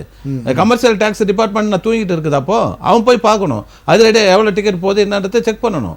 எதுவுமே கிடையாது, எல்லாமே கட்டிங் கமிஷன் வாங்கிட்டு கொடுத்துட்டு போறது. எவன் செத்தானா எவன் போனான்னு ஏதாவது ஒரு பெரிய டும் பண்றப்ப தான், இது மாதிரி ஒரு சம்பவம் நிகழ்றப்ப தான் வந்து எல்லாரும் வருவாங்க, அட்ராக்ஷன் பண்ணுவாங்க. மற்ற டைம்ல அப்போ அலர்ட் இல்லாமல் போகிறது ஏனோ தானன்றது மெத்தனை போக்கு. அந்த ஒரு மெத்தனை போக்கு இருக்கிறதுனால தான் இந்த மாதிரி சம்பவம் வந்தது. இப்போ தோழர் சொன்ன மாதிரி எல்லா இடத்துலையும் வேர்ல்டு ஃபுல்லாக போச்சுன்னு சொன்னால் எல்லா இடத்துலையும் படம் ரிலீஸ் ஆகிருக்கப்போ ஸ்பெஷல் ஷோ போட்டப்போ எல்லா இடத்துலையும் இன்சிடென்ட் வரலையே. இங்கே கதாநாயகன் அந்த படத்தில் நடிக்கிறவங்களே வந்ததுனால தான் தள்ளுமுள்ள அதிகமாச்சு. தள்ளுமுள்ள அதிகமாகாத அது கரெக்டாக கட்டுக்கோப்பாக போயிருந்தா வரிசை பிரகாரம் அவங்க சீட்டில் போய் உட்காந்து அமைதியாக படம் பார்த்துதான் அது பிரச்சனையே கிடையாது. அமைதியாக பார்த்துருந்தா அதே மாதிரி இப்போது பொதுமக்கள் வந்து இந்த மாதிரி 3000 ரூபா 4000 ரூபா கொடுத்து டிக்கெட் வாங்கி பார்க்குறத விட இப்போ இன்னொரு கேள்வி பொதுவாக சினிமாவில் நம்ம கேட்கும்போது ஏன் தரமான படங்கள் நீங்கள் எடுக்கிறது இல்லை, சில படங்கள் மோசமான படங்களும் சேர்ந்து எடுக்கிறீங்கும்போது மக்கள் எதை பார்க்குறாங்களோ அதை தான் நாங்கள் எடுக்க முடியுன்ற பதில் அவங்கள்ட்டேருந்து வருது. அதே மாதிரி தான் ப்ரீமியர் ஷோ எதுவாக இருந்தாலும் அதிகமான டிக்கெட் வாங்கி பார்க்க மக்களே தயாராக இருக்கும்போது அவங்க அந்த தொடர்ந்து நடத்துறாங்கன்ற ஒரு கேள்வி வருது. அதாவது மக்களுக்கு அந்த விழிப்புணர்வு இல்லைன்னா விழிப்புணர்வு இல்லைன்னு சொல்ல சார், ரசிகத்தன்மை 2 நாள் கழிச்சு பார்த்துக்கிறது அப்படின்ற மைண்ட் செட் வந்துட்டாங்கன்னா இது பண்ண மாட்டாங்க இல்லையா. மக்களுக்கு வந்து விழிப்புணர்வு இல்லாமல் இல்லை, ரசிகக்கூடிய தன்மை இல்லாமல் இல்லை சார். புரட்சி தலைவர் எம்ஜிஆர்ல இருந்து நடிகர் திலகம் சிவாஜி கணேசன்ல இருந்து நடித்த காலங்கள்ல இருந்து பாருங்க, அதே மாதிரி NT ராமாராவ் நடித்த படங்கள்லாம் பாருங்க, இன்னமும் பாக்குறாங்களே. இன்னமும் வந்து 70 வயசு 80 வயசு சீனியர் சிட்டிசன் என்ன போல ஆளுங்களாம் உட்காந்து பாக்குறோமே. அப்ப வந்து ரசிப்பு தன்மை இல்லாமல் பாக்குறோம். அப்ப இருந்த கதைகள் ஸ்டோரிகள் வந்து அப்போ இருந்த காலகட்டத்துக்கு ஏற்ற மாதிரி இருந்தது. குடும்பத்தை ஃபேமிலியோட உட்காந்து பார்க்கக்கூடிய காலங்களாக இருந்தது. அதுவும் இல்லாத இரட்டை அர்த்தங்களை கொடுக்கக்கூடிய வசனங்கள், பாட்டுங்கள்லாம் குத்து பாட்டு இல்லைன்னா அது படம் ஓடாது, லவ் இல்லைனா போடாது, 2 ஃபைட் இல்லைனா போகாது அப்படின்ற மாதிரி தானே போயிட்டு இருக்கு. அப்படி அந்த ஒரு கலாச்சாரத்துக்கு வந்து தள்ளப்பட்டது யாருன்னு கேட்டால் ரசிகர்களால் இல்லை, மக்களால் மட்டும் இல்லை. இவங்க கமர்ஷியலாக வியாபாரி, இவங்களுடைய நோக்கம் என்ன, பணம் சம்பாதிக்கணும். எப்படி கஞ்சா போதை அப்படின்னு கடத்தி வந்து இளைஞர்களை சீரழிக்கிறாங்களோ அது மாதிரி வந்து சினிமா துறை இன்னைக்கு இளைஞர்களை சீரழிக்குது, பொதுமக்களை சீரழிக்கக்கூடிய நிலைமைக்கு தள்ளப்பட்டாங்க. அவங்களுக்கு நோக்கம் என்ன, தூண்டில் போடுறவன் எது மேலே கண்ணில் இருப்பான், தக்க மேலே கண்ணில் இருக்கிற மாதிரி இவங்களுடைய நோக்கம் என்ன, பணத்தை எடுக்கணும். 50 கோடி போட்டு 100 கோடி எடுக்கணுன்ற நோக்கத்தில் வராங்க. அப்போ வியாபார உக்தியை திணிக்கும் போது வந்து அவங்களுக்கு வந்து எந்த இதுவும் கிடையாது, சமுதாய நோக்கம் கிடையாது, பொதுமக்கள் நலன் கிடையாது, எதுவும் சட்டம் மீறு இது மாதிரி பிரச்சனை வருது எதுவுமே பார்க்க மாட்டாங்க. அப்போ அந்த சென்சார் போர்டு என்னத்துக்கு இருக்குங்க? இப்போ இதுக்கு வந்து 2 சர்டிஃபிகேட் கொடுத்துருக்காங்க, அடல்ட்ஸ் வந்து தான் பார்க்கணும் அப்படின்ற மாதிரி. அப்போ எப்படி அங்கே போய் பார்த்து விழுந்து எழுந்ததெல்லாம் பாருங்கள், 9 வயசு குழந்தைய எடுத்துன்னு போயிருக்காங்க. அப்போ அந்த சர்டிஃபிகேட்டுக்கும் அந்த பார்க்க போனவங்களுக்கு என்ன இருக்குங்க? அதனால் பலதரப்பட்ட நிகழ்வில் இந்த பொறுத்த வரைக்கும் இது வந்து இந்தியாவுக்கு வந்து ஒரு படிப்பினை ஏற்படுத்தக்கூடிய ஒரு சம்பவம். இறந்தது வந்து ஒரு சகோதரி, ஒரு லேடி. சரி, அதனால வந்து இதை வந்து முழுமையாக வந்து சென்ட்ரல் கவர்மெண்ட் யாருன்னு இருக்கு சார், சென்சார் போர்டு இன்னைக்கு மத்திய அரசாங்கத்தாண்ட தான் இருக்கு. அப்போ மத்திய அரசாங்கம் வந்து இதில் வந்து முழு கவனம் எடுத்து பாராளுமன்றத்தில் இது வந்து ஒரு பில்லாக கொண்டு வரணும் இது. சரி, ஓகே சார், தொடர்ந்து பேசலாம். ராஜாராம் சார், அதாவது இனி இந்த சம்பவங்கள் இது போன்று நடக்காமல் இருக்க இது ஒரு விழிப்புணர்வாக எடுத்து வேலை பார்ப்பாங்களா காவல்துறையினரும் அரசும்? கட்டாயம் பார்க்கணும். இதை பார்த்தாதான் இனிமேல் இது ஒரு சம்பவம் நடக்காது. அதாவது வந்து இது தியேட்டர்ல நடந்ததா தியேட்டருக்காரங்க மட்டும் பொறுப்பு, ஆனா தியேட்டர்ல தான் நடந்திருக்கு. ஆனால் அந்த விஐபி, அதாவது அந்த நடிகரும் நடிகையும் அங்க வர்றாங்கிற தகவலை தெரியப்படுத்தி காவல்துறையோட பாதுகாப்பை ஜாஸ்திப்படுத்திருக்கணும். அது போக இப்ப தனியார் பாதுகாப்பு செக்யூரிட்டி இருக்கு. இப்ப சில நடிகர்கள் கூட பாக்குறோம், கூட வந்து அவங்க பாடி கார்டோட வராங்க. அந்த மாதிரி செக்யூரிட்டி கூட அரேஞ்ச் பண்ணிருக்கலாம். ஒரு கொஞ்ச நேரம் 2 மணி நேரம் வந்துட்டு பார்க்க போக போறாங்க. அதை ஏற்பாடு பண்ணாம விட்டது தவறு. 2வது மாவட்ட நிர்வாகம் ஸ்பெஷல் ஷோக்கு அனுமதி கொடுத்தது தவறு. அவங்க பேர்ல இப்ப இவரு பேர்ல நடவடிக்கை எடுக்கிறவங்க ஏன் அவர் பேர்ல நடவடிக்கை எடுக்கல? நிச்சயமா நடவடிக்கை எடுக்கணும். இது ஒரு பாலமா எடுத்துக்கிட்டு பண்ணணும். 2வது சினிமாக்கள் இப்ப என்னோட தனிப்பட்ட கருத்தை சொல்றேன். அதாவது இந்த நாட்டுல வந்து காவல்துறை இருக்கிறதாகவோ நீதிமன்றம் இருக்கிறதாகவோ தவறு செய்யறவங்களுக்கு அவங்க தண்டனை கொடுப்பாங்க, நீதிமன்றம் காவல்துறை வந்து அவங்க பேர்ல கேஸ் போடுவாங்க அப்படிங்கறதெல்லாம் இப்ப இல்ல. இப்ப ஒரு ஹீரோவுக்கு ஒரு வில்லனோ யாரோ ஒருத்தர் கொடுமை பண்ணிட்டாங்கன்னா உடனே ஹீரோ என்ன பண்ணிடுறாரு, அருவாள் எடுத்து ஒரே எழுதி சீவிற மாதிரி சீவிறாரு.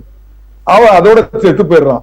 அவரை வந்து போலீஸ் அரெஸ்ட் பண்றது இல்ல, நீதிமன்றத்துல கூட ஆஜர்படுத்துறது இல்ல, கேஸ் நடத்துறது இல்ல, அவருக்கு தண்டனை வாங்கி கொடுக்கறது இல்ல. இப்ப இதெல்லாம் வந்து இளைஞர்களை கெடுக்குது, இளைய சமுதாயத்தை கெடுக்குது. அந்த அளவுக்கு சினிமா போயிட்டு இருக்கு. சார் சொன்னாங்கல்ல, பணம் சம்பாதிக்கிறதுக்காக நம்ம நாட்டோட என்ன வழிமுறை, காவல்துறை எதுக்கு இருக்கு, நீதிமன்றம் எதுக்கு இருக்கு, அதை எப்படி பயன்படுத்தணும், அதெல்லாம் அவங்க கவலைப்படுறதே கிடையாது. உன்னை எழுத்தானா, உன்னை அடிச்சானா, உன் சொந்தக்காரனை வெட்டானா, நீ திருப்பி வெட்டு அப்படிங்கிற ஒரு சூழ்நிலையை உருவாக்கிதான் இன்னைக்கு பாருங்க இளம் குற்றவாளிகள் அதிக அளவுல பாருங்க. எல்லா தவறு செய்யக்கூடிய இல்ல, இளம் குற்றவாளிகள் தான் அதிகமா இருக்காங்க. காரணம் என்ன, அவங்க மனசை கெடுக்குது. அதுக்கு சில குறிப்பிட்ட டைரக்டர்ஸ் இத மாதிரியே தான் எடுக்கிறாங்க, காவல்துறையை அடிக்கிற மாதிரி. இப்ப காவல்துறை அடிக்கிறது அதிகமாயிட்டு. காவல்துறையில கெட்டவங்க இருக்காங்கன்னு சொல்ல, எல்லாரும் எப்படின்னு சொல்லல.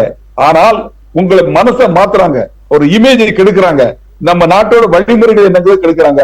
தயவு செய்து இதை பார்க்கக்கூடியவங்களாவது அதை புரிஞ்சுக்குங்க. இதை பார்க்கக்கூடிய அந்த சினிமா உலகத்தை சேர்ந்தவங்க அதாவது உலகத்துல என்ன நடக்குது, இந்தியாவில என்ன நடக்குது, என்ன சட்ட வழிமுறைகள் இருக்கு அப்படிங்கறத எளிய சமுதாயத்துக்கு புரிய வைங்க அப்படின்னு நான் கேட்டுக்கிறேன். இல்லை கண்டிப்பாக சார் சொல்லக்கூடிய ஒரு முக்கியமான ஒரு விவாத பொருளாக இருக்கும். ஏன்னா ரவுடி கெத்தா போலீஸ் கெத்தா அப்படின்லாம் கூட டைலாக்ஸ்லாம் கூட சினிமாவில் வகைகளை பார்க்க முடியுது. பெரும்பாலும் வந்து தவறு செய்கிற அவர்களே வந்து அழிக்கிற மாதிரியான விஷயங்கள், சட்டத்தை கையில் எடுக்கிற மாதிரியான விஷயங்கள் அதிகமாக ஹீரோ வச்சு போர்ட்ரே பண்ணப்படுகிறது அப்படின்றது அவருடைய இதாக இருக்குது.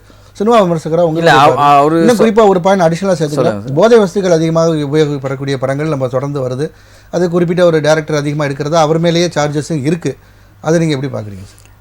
இப்போ ஒரு சில டைரக்டர்கள் பார்த்தீங்கன்னா அந்த ஸ்டைலை விட்டு அவங்களால வெளில போக முடியாது. இப்போ நீங்கள் பாரதி ராஜா இயக்குனர் இருந்தார், அவருடைய ஸ்டைல் என்ன பாருங்க, என் இனிய தமிழ் மக்களின் கிராமத்து குயிலுடன் வருகிறேன் அப்படின்ற மாதிரி அவர் படங்களில் வரும். அவர் போயிட்டு நியூயார்க்கில் ஒரு போயிட்டு படம் எடுக்கிற மாதிரி எடுத்தால் இங்கே ரசிப்பாங்களா? ரசிக்கவே மாட்டாங்க. அந்த மாதிரி தான் ஒரு சில இயக்குநர்களுக்கு வந்து அவங்க ஸ்டைல் தான், அவங்களுக்குன்னு ஒரு டெம்ப்ளேட் தான் ஒர்க் பண்ண முடியும். அவங்களுக்கு இப்போ நீங்கள் சொல்கிற அதே இயக்குனர் ஒரு குடும்ப பங்கான கதை எடுங்க, அண்ணன் தம்பி சென்டிமெண்ட் எடுங்க, அவர் எடுக்க தெரியாது. ஏன்னா அவருக்கு தெரிஞ்ச ஒரே டெம்ப்ளேட் அதுதான். போதை வேண்டாம் அதுக்கு இன்னொரு காரணத்தையும் சொல்கிறாங்க. அவங்க ஒரு படத்தில் அவ்வளோத்தையும் காமிச்சிட்டு கடைசியாக வந்து அவர் எதிர்க்கிற மாதிரி தானே ஹீரோ இருக்காரு அப்படின்ற மாதிரி எப்படி திரும்ப சொல்கிறாங்க. நைட்டு ஃபுல்லாக உட்காந்து ஒயின் ஷாப்பில் உட்காந்து குடிச்சிட்டு காலையில் எழுந்துட்டு எப்போ அதுக்கப்புறம் யாரும் குடிக்காதீங்கப்பான்னு சொல்கிற மாதிரி இது கடைசியாக வந்து அவரே திண்டிட்டார்ல அப்படின்ற மாதிரி தான் அவர் சொல்கிறாரு. அந்த இயக்குனர் ஒரு பேட்டியில் சொன்னார், நான் கடைசியாக வந்து நல்லவராக தானே காமிச்சிக்கிறேன் ஹீரோன்றார். அதான் முதலேருந்து எல்லாத்தையும் சொல்லிட்டீங்களா, அப்புறம் கடைசியாக நல்லா கட்டினா யூஸ்க்குது அப்படின்ற மாதிரி தான் எனக்கு கேட்க தோணுச்சு. அந்த மாதிரி இன்னொரு முக்கியமான விஷயம் என்னென்னா, இவங்க இப்போ கேரளாவில் படம் காலையில் 5 மணிக்கு போட்டுறாங்க, நம்ம தமிழ்நாட்டில் 9 மணிக்கு படம். அந்த கேரளா பார்டருக்கு நம்ம தமிழ்நாட்டு மக்கள் என்ன பண்ணுவாங்க? கேரளாவுக்கு போயிடுறாங்க. இந்த பக்கம் ஆந்திரா பார்டர் இருக்கிற அரக்கோணம், இந்த திருத்தணி, இந்த சென்னை தாண்டி இருக்கவங்க என்ன பண்றாங்க? போயிடுறாங்க. இங்க இருக்கிற தேட்டருக்காரங்களுக்கு அப்புறம் எப்படி வியாபாரம் ஆகும்? ரசிகர்கள் இப்போ உங்களுக்கு முதல் காட்சி பார்த்து உங்களுக்கு என்ஜாய் பண்றவன் யாரு? ரசிகர்கள். எல்லா ரசிகர்களும் இங்க ஸ்ப்ரெட் ஆயிடுறாங்க. ஸ்ப்ரெட் ஆகும்போது நான் அப்ப இங்க தமிழ்நாடு தேட்டர் என்ன ஆகுது? காலியாகுது, ஓடல. இப்ப உங்க சார் உங்களுக்கு முதல் நாள் காட்சியில ஒரு 20% மக்கள் போட்டோம் சார், ஒரு 20% ஆடியன்ஸ் வந்து அங்க போயிட்டாங்க. தமிழ்நாடு வியாபாரம் ஆகும், திரையரங்கோட வியாபாரம் ஆகும். இப்ப இவங்க இங்க இருக்கிறவங்க என்ன சொல்றாங்கன்னா, எல்லா இடத்துலயும் ஒரே டைம் போடுங்க, எதுக்கு நீங்க அங்க ஒரு டைம் இங்க ஒரு டைம் ஸ்பெஷல் ஷோ போட்டா எல்லா இடத்துலயும் போடுங்க, எல்லாத்தையும் கேன்சல் பண்ணா எல்லாத்தையும் ஸ்பெஷல் ஷோவே வேணாம் சார். ஸ்பெஷல் ஷோ தான் இவ்வளவு பிரச்சனை வருது. நார்மலா ஷோ ரிலீஸ் பண்ணிட்டு போங்க சார். உங்களுக்கு என்ன ஸ்பெஷல் ஷோ? இவங்க வாங்குற 150 கோடி 200 கோடி உருப்படாத படத்தை எடுத்துக்கிறதுக்கு இவங்க வாங்குவானுங்க சம்பளம். இதுக்கு வந்து ஒரு ஸ்பெஷல் ஷோ போட்டு ரசிகர்கள் தலையில கட்டுவாங்க, உட்காந்து 1000 2000 3000 டிக்கெட் ரேட்டு. நீங்க இதுல சார் நான் நேரடியா பாத்துக்கிறேன் சார். ஒரு படத்துல 2000 ரூபாய் கொடுக்குறேன், 8 டிக்கெட் வாங்கி கொடுத்தா 10 டிக்கெட் வாங்கி கொண்டாடுறாங்க. ஏன்டா அவ்வளோ காசு கொடுத்து பார்க்குறீங்க? நாங்களே ஃபீல்டில் இருக்கோம், ரிவ்யூஸ் பண்ணுறோம், நாங்களே வந்து யோசிச்சு உங்களுக்கு என்னடா ஆர்வம் அப்படின்னு கேட்குறேன்.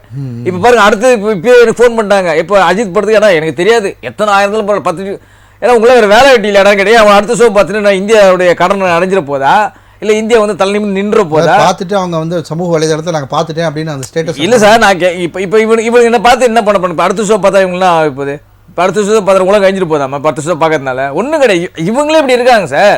நீங்கள் இப்போ அதாவது ஒரு இது சொல்லுவாங்கல்ல, அவங்களும் அப்படிதான் இருக்காங்க, இவங்களும் அப்படிதான் இருக்காங்க. நீங்கள் இதில் யாரை நீங்கள் குத்தன்னு சொல்லுவீங்க? நீங்கள் இப்போ நான் 3000 குத்து கூட பார்க்க ரெடி, படம் ரெடி, நான் முதல் நாள் நான் பார்க்க ரெடி. அப்படியா? அப்போ நான் உனக்கு விடிய 1 மணி கூட நான் ஷோ ஓட்ட நானும் ரெடி அப்படின்னு இவங்க தயாரிப்பில் உட்காந்துருக்காங்க. இல்லை அவங்களுக்கு என்னன்னா ரசிகர்கள் இப்போ வந்து 2 பெரிய நடிகர்கள் இருக்காங்கன்னா அவர் ரசிகரோட படம் வரும்போது நீ அது கூட டிக்கெட் எடுத்து தர முடியலன்னா நீ என்ன ரசிகர்?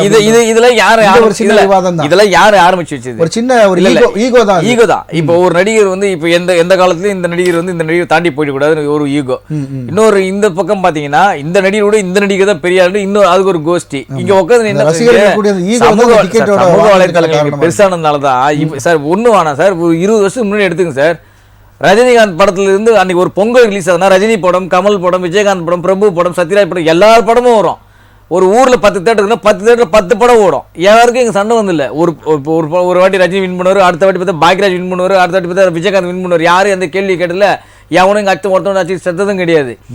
என்ன பண்ணால்னா இப்ப இந்த நடிகரோட நான் தான் பெரிய ஆளு. இங்க வந்து இந்த விளம்பர யுக்தின்னு ஒன்று ஆரம்பிச்சிட்டாங்க. இப்ப என்ன பண்றாங்கன்னா போஸ்டர் கல்ச்சர் ஒன்று ஒட்டிடுறாங்க, தூக்கிட்டு வந்து. நம்ம முதல் நாள் நாங்க இந்தியாவிலேயே எங்க படம் தான் அதிக வசூல் தூக்கிட்டு வந்துடுறாங்க. இப்போ அவனா இதை ஒன்று தூக்கிட்டு வந்தாங்க. இந்த படத்தோட இந்த படம் சூப்பர் படம், எவனா போஸ்டர் கூட அடிக்க சொல்லுங்க, தயாரிப்பில் அடிக்க சொல்லுங்க, அடிக்க மாட்டாங்க. தமிழ் சினிமா உலகத்திலே இந்த மாதிரி ஒரு படம் வந்ததே கிடையாது. அப்படி ஒரு படம் அப்படின்னு போஸ்ட் அடிச்சீங்க, ஒரு போஸ்டர் காட்டுங்க, கிடையாது. முதல் நாள் வசூல் நாங்க தான் தமிழ்நாட்டிலே அதிகம், இல்ல உலகத்திலேயே எங்க படம் தான் வசூல் அதிகம். அங்கேருந்து அங்க ஒரு இன்னொரு நடிகர் இறங்குவாரு, எங்க படம் தான் வசூல் அதிகம். இங்க நடுவில் என்ன ஆகுது, ஃபேன்ஸுக்கு மத்தியில் சண்டையை உருவாக்குறானுங்க. சரி சார், தொடர்ந்து பேசலாம். திரு ராஜாராம் சார், இது வந்து நடிகர்களுக்கு ஏதாவது ஒரு சிக்கலை ஏற்படுத்துமா? இன்னும் தியேட்டருக்கு போகும் பொழுது ஒரு பயமோ அல்லது போகக்கூடாது என்பது போன்ற தடைகளோ இது போன்ற சிக்கல்கள் ஏற்படுறதுக்கான சாத்தியக்கூறு இருக்கா? உங்க நிறைவு கருத்தையும் நீங்க சேர்த்தே பதிவு பண்ணுங்க சார். அதாவது சினிமா பார்க்க போறது எதுக்கு? ஒரு பொழுதுபோக்கு. மற்ற கவலைகளை மறந்து ஒரு 2 மணி நேரம் 3 மணி நேரம் ஒரு புதிய உலகத்துல போய் நம்ம கவலைகளை மறந்து இருக்கு தான் போறோம். அப்படி போற இடத்துல இத மாதிரி அன்வான்டா ஒரு உயிர் போகுது, 2 பேர் ஹாஸ்பிட்டல்ல இருக்காங்க, இந்த மாதிரி ஒரு சூழ்நிலை ஏன் உருவாக்கணும்? அந்த அளவுக்கு அடிச்சு பிடிச்சு இன்னைக்கு பார்க்கலாம், நாளைக்கு பார்க்கலாம். அந்த மாதிரி ஒரு மனநிலையை ரசிகர்களுக்கு உண்டாக்கணும். 2வது, தியேட்டர்ல வந்து அவங்க வந்து பாதுகாப்பு அப்படிங்கிறது எதுக்கு? உள்ள வர்றவங்களை செக் பண்றதுக்கு மட்டும் தான் பாதுகாப்பு இருக்கு. இது மாதிரி விஐபி வராங்கன்னா அதுக்கு எப்படி பாதுகாப்பு கொடுக்கணும், என்ன பண்ணணும், காவல்துறைக்கு எப்படி தெரியப்படுத்தணும், அந்த இதெல்லாம் வழிமுறையே இல்ல. 2வது, ஸ்பெஷல் ஷோ இந்த மாதிரி விஷயங்கள் வந்து நிச்சயமா கட்டுப்படுத்தணும். அது வந்து கலெக்டர்கிட்ட தான் இருக்கு. கலெக்டருக்கு எப்படி பெர்மிஷன் கொடுத்தாங்க அப்படிங்கறத பார்க்கணும். இது எல்லாத்தையும் ஒரு கட்டுக்குள்ள கொண்டு வந்தாதான் சினிமா அப்படிங்கிறது வந்து ஒரு பொழுதுபோக்கு அம்சமா இருக்கும். கண்டிப்பா சார், நன்றி சார். அந்த பொழுதுபோக்கு அம்சமா இருக்கிறதுக்கு என்ன நடவடிக்கை உண்டோ அது கட்டாயம். நன்றி திரு டிசி ராஜேஷ். நிறைவு கருத்தை திரைப்படத்துறையில வந்து ஜாதிய வன்மம், போதை, காமம், செக்ஸ், 2 பீஸ், டபுள் மீனிங், குத்துப்பாட்டு, ஆணவ கொலை, ஜாதிய தீண்டாமை, இதெல்லாம் ஹைலைட் பண்ணிட்டு இருக்கு ஒரு குரூப் ஆஃப் பீப்புள்ஸ். அடுத்தது வந்து சமுதாயத்துக்கு இவங்க என்ன சொல்ல போறாங்க அப்படின்னு நீங்க கேட்டீங்க 2வது சுற்றுல. சமுதாயத்துக்கு எதுவும் செய்யற மாதிரி தெரியல. சமுதாயத்துக்கு செய்கிற மாதிரி இருந்தால் புரட்சிகரமான விழிப்புணர்வு ஏற்படுத்தக்கூடிய விஷயங்கள் நிறைய வந்திருக்கும். நாட்டில் வந்து தொழில் புரட்சி ஏற்பட்டிருக்கும், விவசாய புரட்சி ஏற்பட்டிருக்கும், வேளாண்மை புரட்சி ஏற்பட்டிருக்கும். அது மாதிரியான எதுவுமே கிடையாது. பட்டுக்கொலை கல்யாண சொத்தை இன்றைக்கி நம்ம தூக்கி கொண்டாடுறோம். எது கொண்டாடுறோம்? அந்த கருத்துக்கள் வந்து மக்களில் போய் சேர்ந்தது, தோளால் அவருக்கு தட்டி எழுப்புச்சு. அதனால் வந்து இது வந்து அவர் காவல்துறை அதிகாரி சொன்ன மாதிரி நம்ம வந்து பொழுதுக்கு போக்குக்கு மட்டும் இல்லை, அங்கே அந்த கருத்து ஒரு 2 மணி நேரத்தில் எதை எடுத்துகிட்டு வரோம் அப்படின்னு பார்க்கணும். அதே சமயத்தில் விமர்சனம் பண்ணுவது என்னுடைய கருத்து சுதந்திரம். நீங்கள் சோஷியல் மீடியா யூடியூபர்லாம் இருக்காங்கன்னா அவங்களுக்கு அதான் வேலை. ஏதோ ஒரு கம்பெனி வந்து அவனுக்கு வந்து ரேட்டு வந்து அதிகமாச்சுன்னா அவனுக்கு பணம் கொடுக்க போது, அதனால் அவன் விமர்சனம் பண்ணுறான். அது அவனுடைய வேலையாக பார்க்குறான். அதை நம்ம தடை பண்ண முடியாது. கருத்து சுதந்திரத்தை முடக்குவதற்கு திரைப்படம் வரக்கூடாது. கருத்து சுதந்திரம் சிலாகித்து விமர்சனம் பண்ணக்கூடியதை வரவேற்கணும் ஆரோக்கியமாக. அதே போல் வந்து இது சட்ட சிக்கலை ஏற்படுத்தாது. இந்தியா முழுவதும் இது ஒரு படிப்பினை எடுத்துக்கொண்டு இது மக்களுக்கு வந்து பாதுகாப்பு கொடுக்குற அளவுக்கு சினிமா துறை வர வேண்டும். நன்றி சார். சார் உங்களுடைய நிறைவு கருத்து சார். இங்கே வந்து ரசிகர்கள் மத்தியில் போட்டி, நடிகர்கள் மத்தியில் போட்டி, ஏன் படம் பெருசா ஓம் படம் பெருசான்ற வியாபார யுக்தியில் யாரும் பலிகாடாகிட்டு இருக்காங்க. இதான் உண்மை. இங்கே உண்மை சொல்ல போனால் இதான் நடந்துட்டு இருக்கு. இங்கே சினிமா உலகத்தை பொறுத்த வரைக்கும் இப்போதைக்கு இதான் நடந்துட்டு இருக்கு. என்னை பொறுத்த வரைக்கும் கேட்டிங்கன்னா மொத்தத்தில் எல்லா இடங்கள்லையுமே ஒரே டைம் ஷோ போட்டாங்கன்னா இந்த மாதிரி நிகழ்வுகள் நடக்கிறது தவிர. நான் ஏற்கனவே அவங்க காவல்துறை அவங்கள்ட்ட கேட்ட அதே கேள்வி தான். இதற்கு பிறகு தயாரிப்பாளர்களுக்கோ நடிகர்களுக்கோ இது ஒரு புதிய சிக்கலை ஏற்படுத்துமா? ஏன்னா ஸ்பெஷல் ஷோன்னு ஒரு பக்கம் இருந்தாலும் தமிழ்நாட்டில் இல்லைன்னா கூட அவங்க முதல் ஷோக்கு அவங்க தேட்டருக்கு வர்றதுக்கு ஏதாவது சிக்கல்கள் அல்லது அந்த வசூல்களில் ஏற்படக்கூடிய சிக்கல்கள்லாம் இருக்க வாய்ப்பு இருக்கா? சரி, இப்போ அதாவது இங்கே வந்து இது 2ஆம் கட்ட நடிகர் 3ஆம் கட்ட நடிகர் வந்தாங்கன்னா இவ்வளோ இந்த அளவுக்கு க்ரௌடோ இல்லை இந்த அளவுக்கு வந்து ஒரு ஆர்ப்பாட்டமோ ஆர்ப்பரிப்போ இருக்காது. இந்த முதல் கட்ட நடிகர்னு சொல்லுவாங்க, இந்த டாப் 5ன்னு சொல்லுவாங்க. இந்த டாப் 5 நடிகர்கள் உள்ளே வரும்போது தான் அவ்வளோ, ஏன்னா அவங்களாம் வந்து அதிக லட்சக்கணக்கில் ஃபேன் பேஸை சம்பாதிச்சு வச்சிருக்கவங்க. அவங்க உள்ளே வரும்போது தான் இந்த மாதிரி நிகழ்வு நடக்குது. இன்னொரு முக்கியமான விஷயம் என்னன்னா, இது நம்ம தமிழ்நாடு இல்லை, நம்ம நடந்தது தெலுங்கானாவில் நடந்தது. அதனால இங்கே இன்னும் நமக்கு பெருசாக தெரியல. இதே மாதிரி இந்த மாதிரி ஒரு நடிகர் வந்து தமிழ்நாட்டில் இந்த மாதிரி ஒரு நிகழ்வு நடந்திருந்ததுன்னா இன்னும் இது பூதாகரமாக வெடிச்சிருக்கும். அது எங்கேயோ ஒரு இது தெலுங்கானா ஸ்டேட்டில் ஒரு அதுவும் பெண்மணி இறந்துருக்காங்க. இப்போ நீங்கள் 1008 காசை கொடுத்துடலாம், அந்த குழந்தைய வளர்க்குறது தாய் வளர்க்குற மாதிரி வந்துருமா? தாய் 10 பைசா இல்லாமல் கூட அந்த குழந்தைய காப்பாற்றுவாங்க. இவங்க கொடுக்குற 25 லட்சத்தில் அந்த குழந்தை வந்து வளர்ந்துருமா? தாய் காட்டுற பாசத்தை வேற ஒரு ஒருத்தி காட்டுவாள். என்ன தான் நீ கோடி கோடியாக கொட்டு கொடுத்தாலும் காட்ட முடியுமா? முடியாது இல்லை. உயிர் போனால் வருமா? வராது இல்லை. அந்த மாதிரி தான் இது. இவங்க காசு சார், காசு நீ எவ்வளோ நீ 300 கோடி எனக்கு கூட சம்பளம் வாங்குற, நீ 1 கோடி கூட கொடுக்கலாம் அந்த குடும்பத்துக்கு. ஆனால் அந்த குழந்தைக்கு தாய் காட்டுற பாசம் கிடைச்சிருமா? அந்த 1 கோடியில் யாராச்சும் காட்ட முடியுமா? சொந்த தாய் காட்டுற பாசம் முடியாது இல்லை. இதெல்லாம் ஒரே தீர்வு என்னன்னா, இந்த முன்னணி நடிகர்கள்லாம் அவங்க வைராகியத்தை அந்த ஈகோ விட்டுட்டு நல்ல படங்கள் கொடுக்க சொல்லுங்க முதல்ல. அதுக்கப்புறம் ஸ்பெஷல் ஷோ போட்டு 1000 ரூபாய் வைக்கலாமா 2000 வைக்கலாம் யோசிக்கலாம். இப்போ இதை ஒரு காரணமாக வச்சு இந்தியா முழுக்க இந்த ஸ்பெஷல் ஷோ அப்படின்றத வந்து கேன்சல் பண்ணுறதுக்கான சார். இதுக்கு முன்னாடி எப்படி இருந்துச்சு சினிமா உலகம்? இது முன்னாடி எங்கே இருந்து இந்த மாதிரி ஸ்பெஷல் ஷோ கலாச்சாரம் எங்கே இருந்து? கண்டிப்பாக தடை பண்ணுறதுக்கு வாய்ப்பு பண்ணணும் சார். நார்மல் ஷோ போட்டோம் சார். ஏன் நார்மல் ஷோ போட்டால் மக்கள் பார்க்க மாட்டேது? என்ன ரூல்ஸ் வச்சிருக்காங்களா? ஒன்றும் கிடையாது. நார்மல் ஷோ போட்டால் நான் பார்க்க தான் போகிறேன். எனக்கு பிடிக்கல, நான் சாட்டர்டே சண்டே வந்து ஃபேமிலியோட பார்க்க போகிறேன். சார் உங்களுக்கு தெரியாதா, சாட்டர்டே சண்டே ஃபேமிலியோட போய் படம் பார்த்து என்ஜாய் பண்ண காலம் போய் 2000 ரூபாய் கொடுத்து கூட நான் முதல் நாள் என் குழந்தை குட்டியில் கூட்டு வரன்ற அளவுக்கு இவங்க மாற்றி விட்டுட்டாங்க. இங்கே அந்த உலகத்தை இப்படி மாற்றி விட்டுட்டாங்க. அதான் ரீசன். இங்கே எனக்கு தெரிஞ்சு எல்லா இடத்துலையுமே ஒரே ஈவனாக ஷோ போட்டிங்கன்னா இந்த மாதிரி இஷ்யூஸ்லாம் நடக்க வாய்ப்பே கிடையாது. அதாவது நடக்கும், எங்கேயோ ஒரு இடத்துல நடக்கும். இந்த மாதிரி ஒரு கிரிட்டிக்கலான சுச்சுவேஷன் நடக்க வாய்ப்பு கிடையாது. என்ன பற்றி கண்டிப்பாக இப்போ இது வந்து ஒரு பாதுகாப்பு குறைபாடு அல்லது ஒரு முன்பு திட்டமிடல் இல்லாத ஒரு நிகழ்வு. இது மாதிரியான நிகழ்வு இன்னும் கண்டிப்பாக ஃப்யூச்சரில் வரக்கூடாது அப்படின்றது தான் நம்ம எல்லாருடைய ஒரு எண்ணமாக இருக்கிறது. கண்டிப்பாக இன்றைய அமர்வில் நம் பங்கு பெற்ற விருந்தினர்கள் அனைவருக்கும் நன்றி. முதலாவதாக காவல்துறை ஓய்வு பெற்ற காவல்துறை அதிகாரி திரு ராஜாராம் கிருஷ்ணன் அவர்களுக்கு நன்றி. அரங்கில் நம்மோடு இணைந்த மக்கள் வழிகாட்டி இயக்கத்தை சேர்ந்த திரு டி.சி. ராஜேஷ் அவர்களுக்கும் நன்றி. நன்றி, வணக்கம். சினிமா விமர்சகர் திரு சினி முருகன் உங்களுக்கும் நன்றி. Thank you sir, thank you. மீண்டும் ஒரு விவாத நேரம் நிகழ்ச்சியில் சந்திப்போம் நேயர்களே. நன்றி, வணக்கம்.